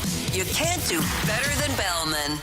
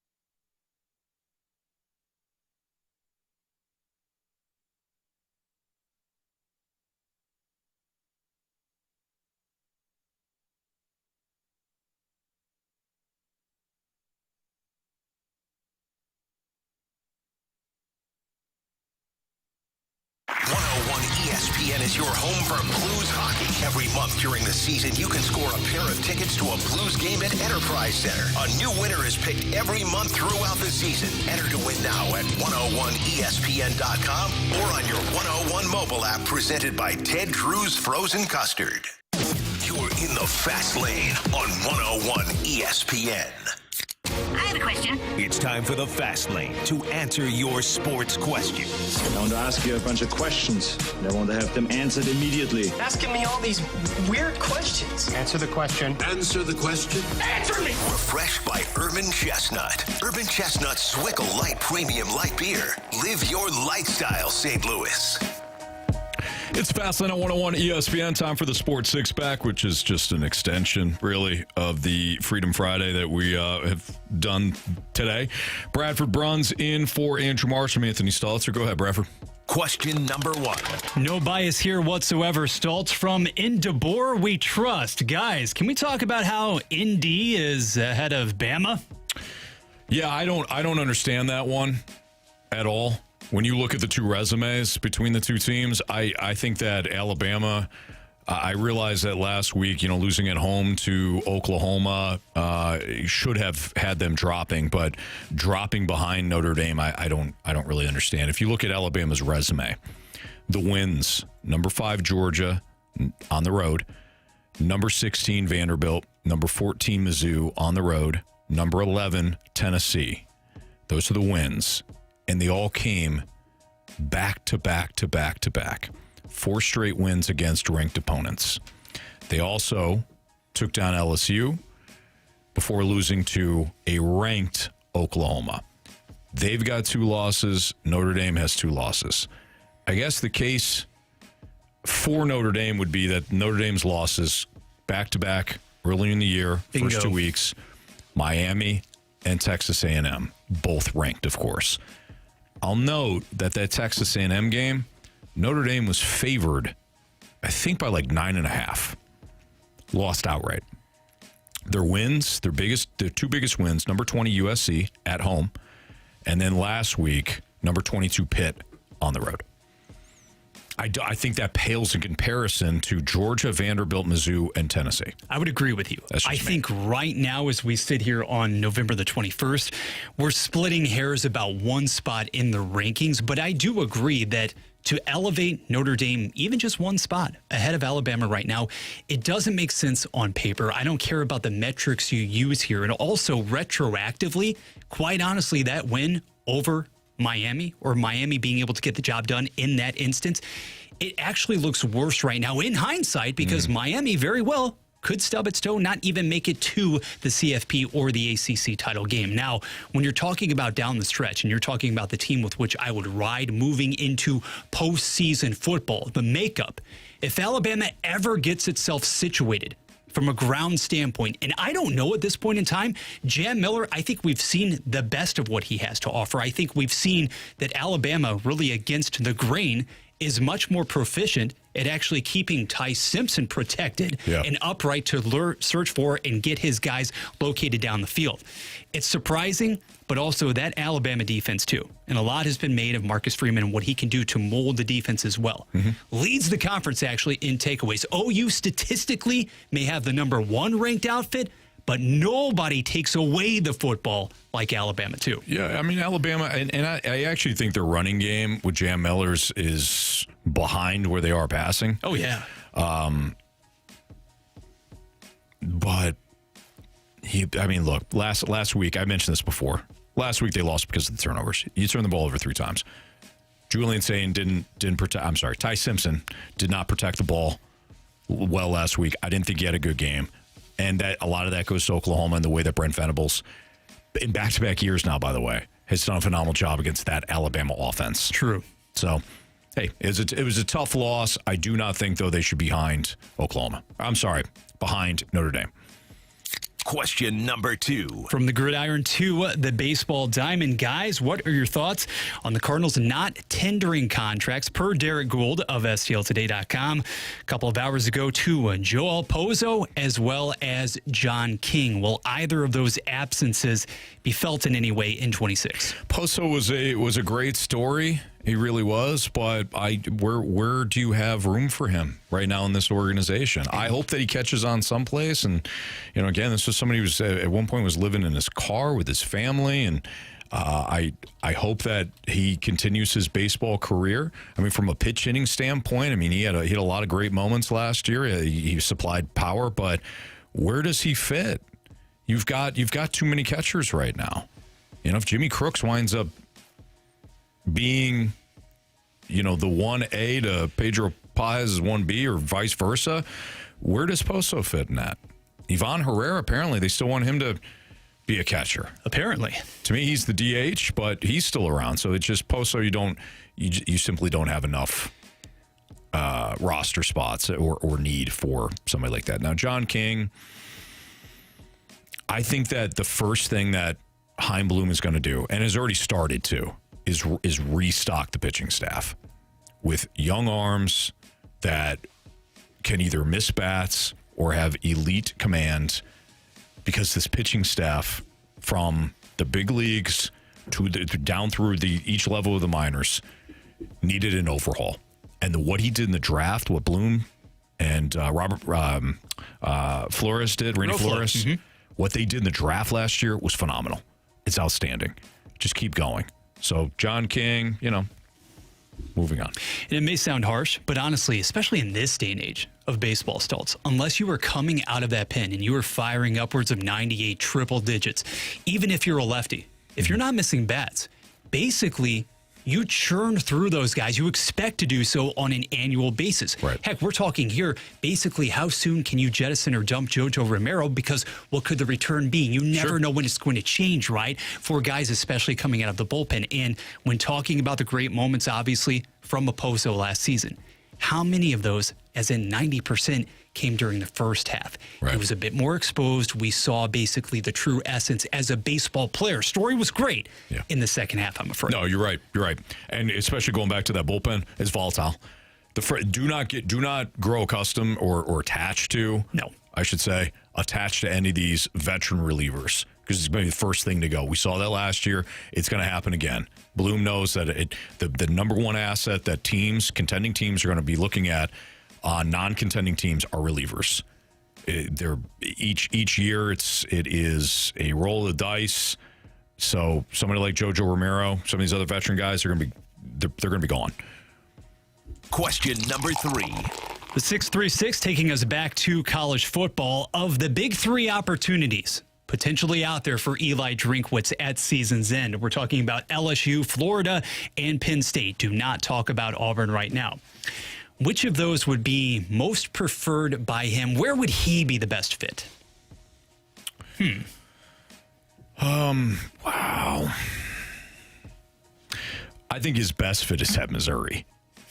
I think his temperament, what he's done, the ability to utilize the transfer portal very well. Look at Ahmad Hardy. Look at Bo Pribula. And I know Bo Pribula started to, his play dipped, but I think Eli Drinkwitz is building something here. I don't know if he's a fit.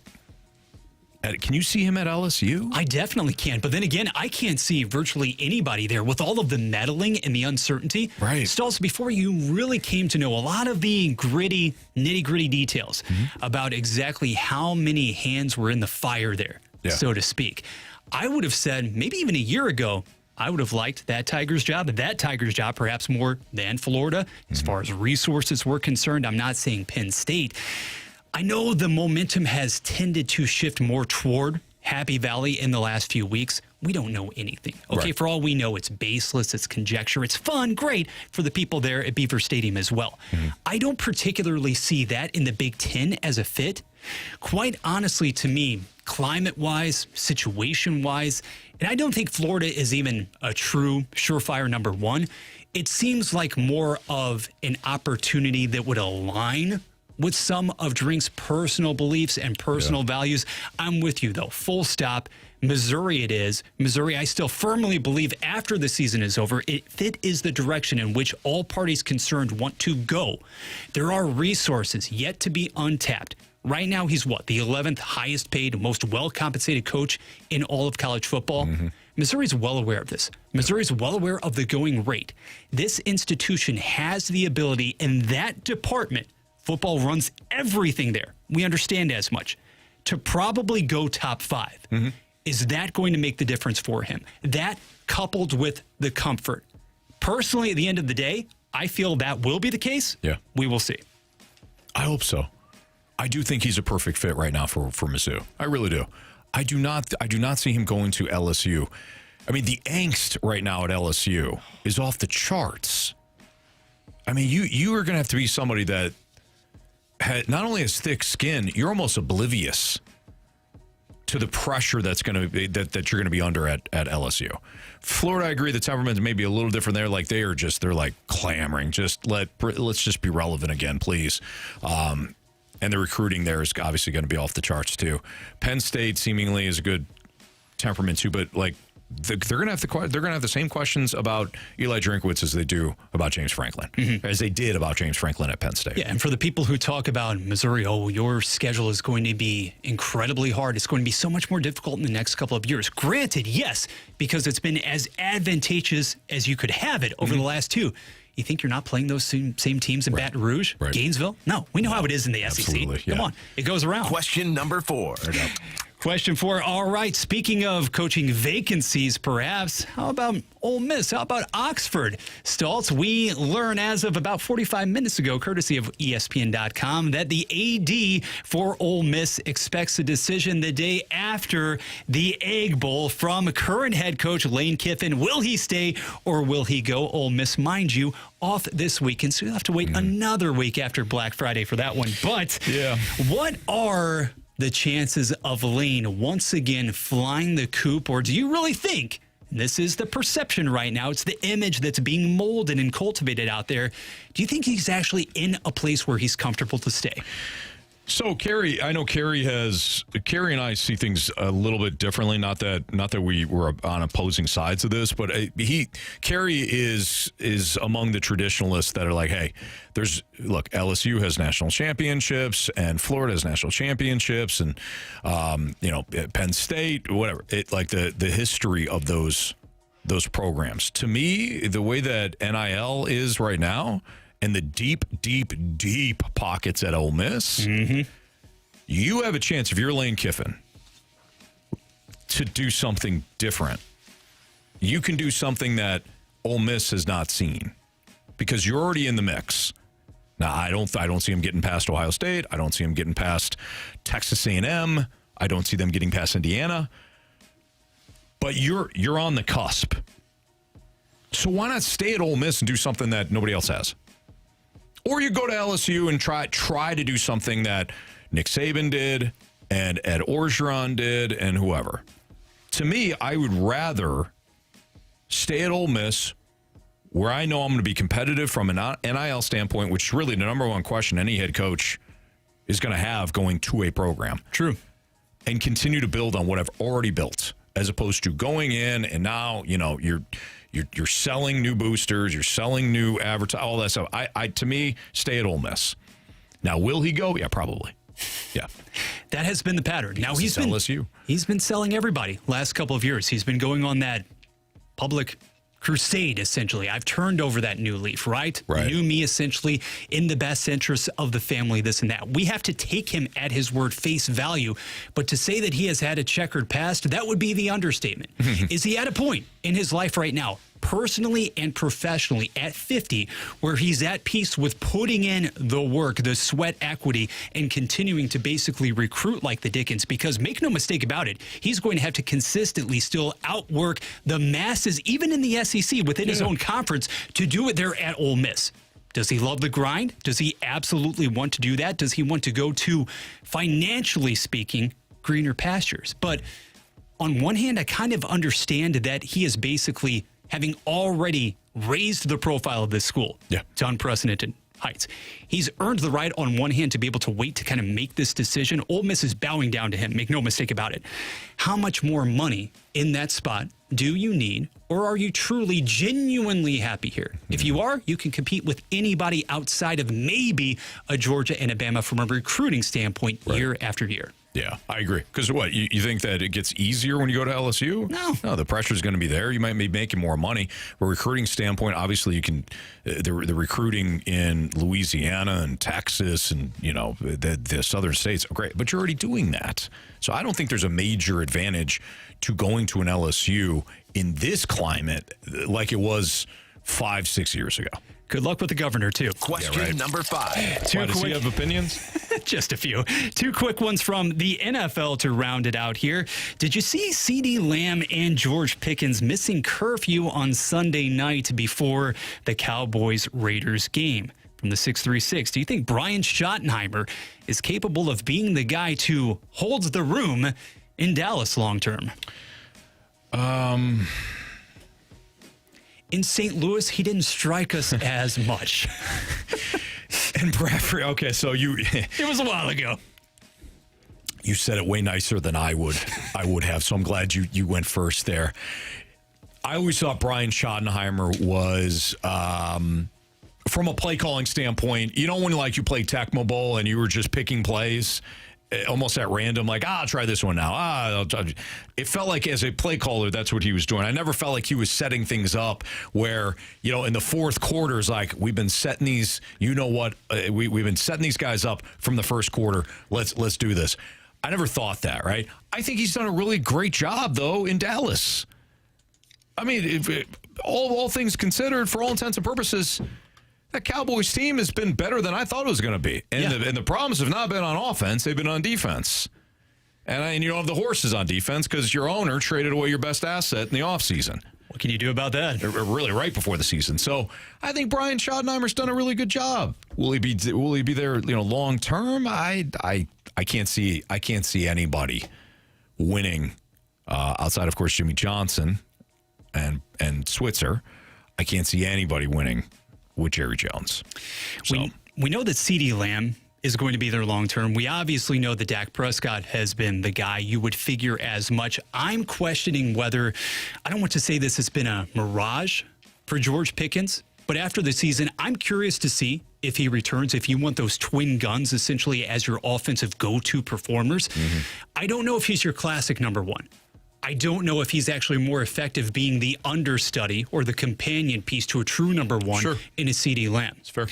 But I do find that offense to be highly entertaining. I do think that the turnover rate elsewhere in that division, the Eagles are in a class unto themselves. Mm-hmm. Okay? New York up in the air, who knows from year to year. Next season, if you actually reunite Dart with Neighbors as well as Scatterboo, could be fun. Washington, we don't exactly know from Daniels and company, okay? They put their eggs into the basket this season trying to acquire a lot of veterans. Hasn't worked out. With the exception of Philadelphia, everybody else in that division, subject to change, subject to being able to ramp it up each and every year. Yeah, let's be honest. You have to deal with Jaden Daniels in Washington. You do not have to deal with the Commanders because, as we've seen now, and it's not just Jaden Daniels. I warned of this before the season. I'm not right on much, Bradford, but I happen to get this Washington Commanders pegged right. Coaching? Dan Quinn and the front office did nothing in the offseason. They added Deebo Samuel. They kicked up their feet, and they said, we're good now. Your defense got older in the offseason, and you didn't get any better. And I saw it in Atlanta with Dan Quinn. He always felt as though that he could develop a pass rush out of second, third, and fourth rounders and scheme them up, and he never was able to do it. Mm-hmm. And I feel like he's making the same mistakes in Washington as he did in Atlanta. When he got to Dallas and he had the talent, he got more creative. When he's in Washington now, it's back to the same thing. It's like, I'll fix this. I'll fix this. Give me the veteran guys. No, you're old and you're slow on that side of the ball. So they're going to waste Jaden Daniels the first couple of years, and then they're going to have to pay him. And they're going to pay him a lot of money, and your cap space is going to go out the window, and then we'll see what happens. Shoot, we'll fix that. Sounds like another real offensive mastermind from the past in St. Louis. Yeah, that was kidding. Coach Martz. Yeah, that was a time. I actually believed him. Question number 6. And finally, staying with that division, that would be the NFC East. Why, oh why, do the whispers around Jalen Hurts seemingly never stop? All the guy does is win, and yet you've got this outside and even internal noise pouring through. So there's another report. I forget the name of the reporter, so I apologize. But he's in Philadelphia that said that the offensive coaches often get frustrated with Jalen Hurts because they practice something all week, and then they get to the game, and he freelances. He kind of does his own thing. And there's a lot of growing frustration in Philadelphia among the coaches and maybe some of the offensive players. I don't know if that's the case or not. Here's what I do know. Carson Wentz was accused of being aloof in Philadelphia. They traded him to Indy. Obviously, he's bounced around since. Jalen Hurts is winning. He's winning. And he's doing it in his own way. And people might not like it, but as long as he's winning, you ain't going to say spit. So that's my thoughts on that. And Jalen Hurts, I have loved since Bama, since he got benched in the national championship game against Georgia. And he was the first one on the field to congratulate Tua in the most genuine, ecstatic way when Alabama won. The kid got benched. And then you know what? He stayed at Alabama. And knowing Tua was going to be back, he stayed there because he wanted a degree from the University of Alabama. And then he stepped in the SEC championship game under similar circumstances. Tua was struggling, got hurt. Jalen Hurts steps in. He wins that game, goes to Oklahoma, has a pretty good 1 year in Oklahoma, gets drafted in the second round where nobody thinks he's a second-round quarterback, winds up becoming the guy, taking the Eagles to 2 Super Bowls, winning one of them, easily could have won the other one. Mm-hmm. He's winning. You can say whatever you want about him. And if the coaches are frustrated and all that, I get that. You come up with this game plan, then you give it to him, and he turns it sideways. But he's winning. And I think he's nonplussed by all of it. He craves the competition in each and every turn. You don't care. And frankly, his character, really, I learned everything I needed to know at that point in college. Nothing has deviated. From a playing standpoint, and we'll end on this one, from a playing standpoint, he's the opposite of Russell Wilson. He doesn't care if he throws for 125 yards and no touchdowns and no picks if they win the game. Russell Wilson wanted out of Seattle so badly because he wanted to put MVP numbers on the board. Look at Russell Wilson's career and how that's gone, and now look at Jalen Hurts' ascension. Let's ride out on that one. All right, we had a real quick bet the board next on 101 ESPN. Jamie Rivers here, and my next jersey giveaway of the season is a signed Jordan Cairo, number 25 Blues jersey. Enter to score that autographed Cairo jersey right now at 101ESPN.com. Again, that's 101ESPN.com or on your 101 ESPN mobile app. Jamie's jersey giveaway is presented by St. Luke's, ranked top 2% in the nation for cardiac surgery by Health Grades. Visit stlukes-stl.com. I love Auto Centers Nissan. Got to make a ride out there early next week. But you could take a ride out there this weekend and take advantage of their Thankful for You sales event. Over 1,000 vehicles in one massive location right off I-55 in Herculaneum, just minutes from South County. No games, no running around, just real savings and real selection. What I mean by no games, no running around is when you go to AutoCentersNissan.com and you pick out a couple of vehicles that you want to test drive, those same vehicles are going to be in Herculaneum at their dealership waiting for you. It's not a situation where you show up there and you're like, hey, I checked online. You got a Nissan Altima for this price, this color, and all this stuff. And they're like, yeah, that's at another location. So, but this one is fine too. No, it's the exact vehicle. And right now, deep dealer discounts on every remaining 2025 model mean the best prices of the year as 2026 models arrive. Get no payments for 6 months on select 2025 Nissan models, or get zero money down and 0% APR for 60 months on the 2025 Murano and Pathfinder, as well as the all-new 2026 Rogue Platinum. That's 5 years interest-free. If you're shopping used, Auto Centers Nissan Herculaneum, they've got you covered there too. No money down, no payments for 3 months on select used vehicles, all priced to move, and every Nissan comes with a lifetime warranty and a 30-day return promise. Tell them Stalter sent you when you head out there this weekend to Herculaneum. It's Auto Centers Nissan. Hey, it's me again, Dr. Pryor. I've missed you, so I spent more money on advertising because I couldn't help but notice that you still haven't made an appointment with me at 100 West Dental. It's quite simple, really. Just type www.100westdental.com into a web browser and schedule a consultation with me, Dr. Pryor. That's 100 West Dental. Or call me. Please call me at 636-585-0100. I can't wait to see you. November is all about gathering.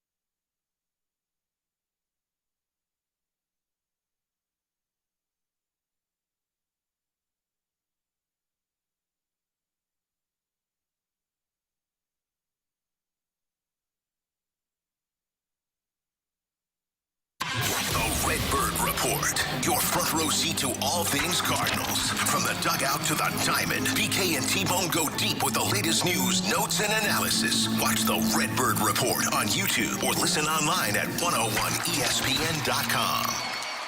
101 ESPN Sports Center.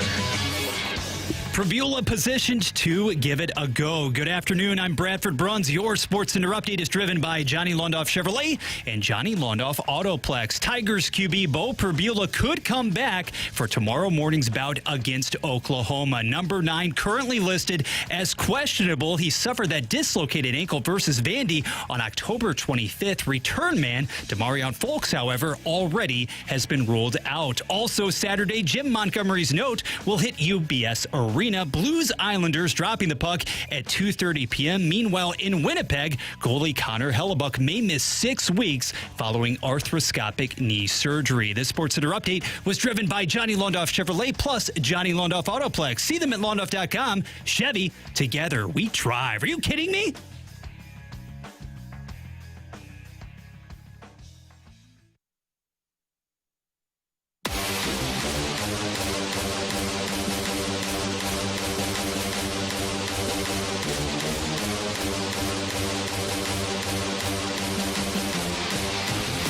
Very quick bet the board here in the Fast Lane on 101 ESPN. Bradford, do you have updated standings? I do, guys. Unfortunately, 3 of the 4 regular Fast Lane crew members took it on the chin last night. Marshy was able to come through thanks to some second-half work from Khalil Shakir. 40-plus receiving yards in that game, putting him with 10 points so far for the month. However, Stalter, for right now, remaining at that 8th spot as Nico went for 55 yards. Collins, that is, banged up for the Texans, of course. Christian Kirk started taking over. I know that he did. Jeremy, or excuse me, we were hoping to hear from Jeremy Rutherford at some point today. We'll talk to him next week on the Fast Lane and elsewhere around the station. But Jamie Rivers, the other JR, he went toward the ice. Edmonton and Tampa Bay. Low-scoring affair, did not get above 1.5 goals in the first period. He's at 4, as is Carey, because Josh Allen only totaled 4 rushing yards in the first half. I liked the play, but he didn't get the result. Yeah, that makes sense. I forgot that he had a low rushing total. All right. I do have everybody's picks. These are legit picks. These are not ones that I made up. Marsh wants JSN, Jackson Smith and Jigba, 90-plus receiving yards as the Seahawks play the Tennessee Titans on Sunday. Kerry Davis wants Jahmyr Gibbs over 29.5 yards receiving. That seems low, doesn't it? He does, but you never know with Detroit. Again, the way in which he is utilized. Yeah. Force feed him.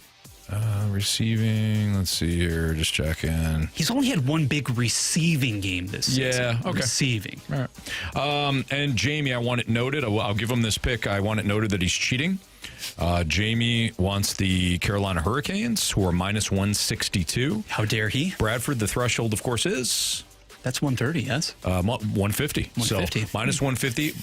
Still, either way, higher than what it should be for Jamie at minus 162. So I'll write down the Carolina Hurricanes. He's only got 4 points. If it comes into question, I will break this out at the most appropriate time. Mm-hmm. Bradford, I did something last week that I thought was brilliant, and it worked out. I just went ahead and faded my favorite team. So I'm going to do so again. As you should. Give me the Saints, minus 135 on the money line against that crap Falcons team. Tyler Shuck for the win. Oh, yeah. Easily. Yeah. Now, the Falcons will be winning, of course, just not winning by enough. It'll come down to a last-second drive in which the Saints will absolutely need a touchdown. They'll get said touchdown and break my heart. Pick 6 from Kirk O'Chains. It's a possibility, Bradford. It is absolutely in play. There's no question about it. All right. We will wrap things up next on 101 ESPN. Sunday morning, it's an NFL triple header. Game 1, Packers and Vikings. Game 2, Cardinals and Jaguars. Game 3, Rams and Buccaneers. Coverage starts at 11. Your destination for the NFL in St. Louis is 101 ESPN.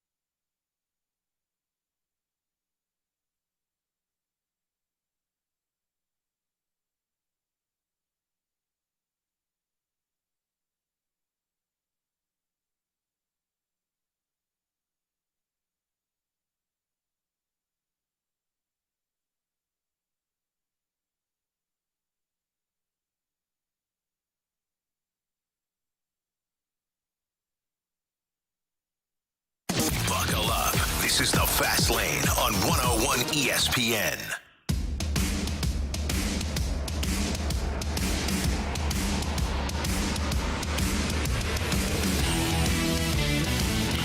Well, if you missed anything from a Freedom Friday, you can always download the podcast available at 101ESPN.com or on your Dobbs Tire and Auto Center's 101 ESPN mobile app. All the podcasts brought to you by Schaefer Door Company.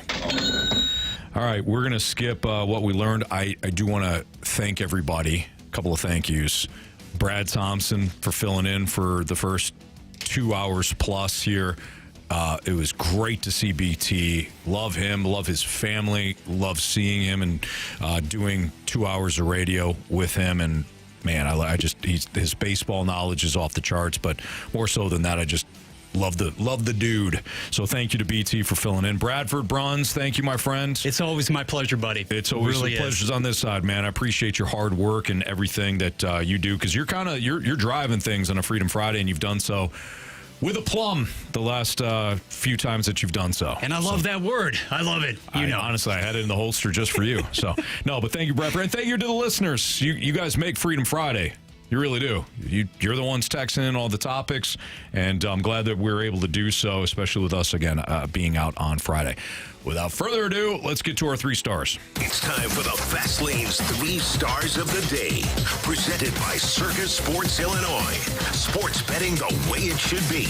Well, Staltz, I'm going to echo some of your feelings and emotions there. I'm going to throw some F words at you because it's close to 6 o'clock on a Friday, so why not? Number 3 goes to football on a Friday because specifically, my friend, I love the opportunity to talk a ton of college and pro pigskin with you going back and forth. It was a blast. Looking forward to a good week 13 on the college side, week 12 in the NFL. Makes me sad, too. It does. It makes me sad. Week 13. I know, right? The Mizzou home schedule already over. We've talked about that. It's crazy already, right? I was watching my Central Michigan Chippewas play in action on Wednesday night, and I'm like, oh, geez, all they got is the one game against Toledo. That's it. Makes me sad. Yep. And star number 2, without any further ado, goes to Freedom Friday. All of our participants in the Snake Pit, the text line, a lot of well wishes as well. We wish we could get to each and every one of you, but rest assured, we very much appreciate the interaction, making me feel at home as well, and also setting the table for Carey,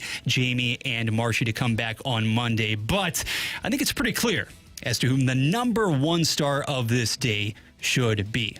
2 hours and change. We would have loved to have had him for the full ride, but we hope the volleyball match is going well. It's going swimmingly at present. It would be our favorite thespian and a winner of the Gauntlet, BT Brad Thompson. Excellent. Perfect. All right. Well, hey, everybody have a great weekend. Blues Islanders pregame tomorrow at 1:30. Puck drop at 2:30. Hopefully the Blues start to build some momentum. We also have some football for you. Florida and Tennessee tomorrow evening. Packers, Vikings, Cardinals, Jaguars, and then the Sunday night matchup between the Rams and the Buccaneers. So I got the triple header for you right here on 101 ESPN in the NFL. That'll do it for us, for Brad Thompson, and shout out to Kerry Davis and Jamie Rivers and Andrew Marsh, and for Bradford Bruns, I'm Anthony Stalter. See you.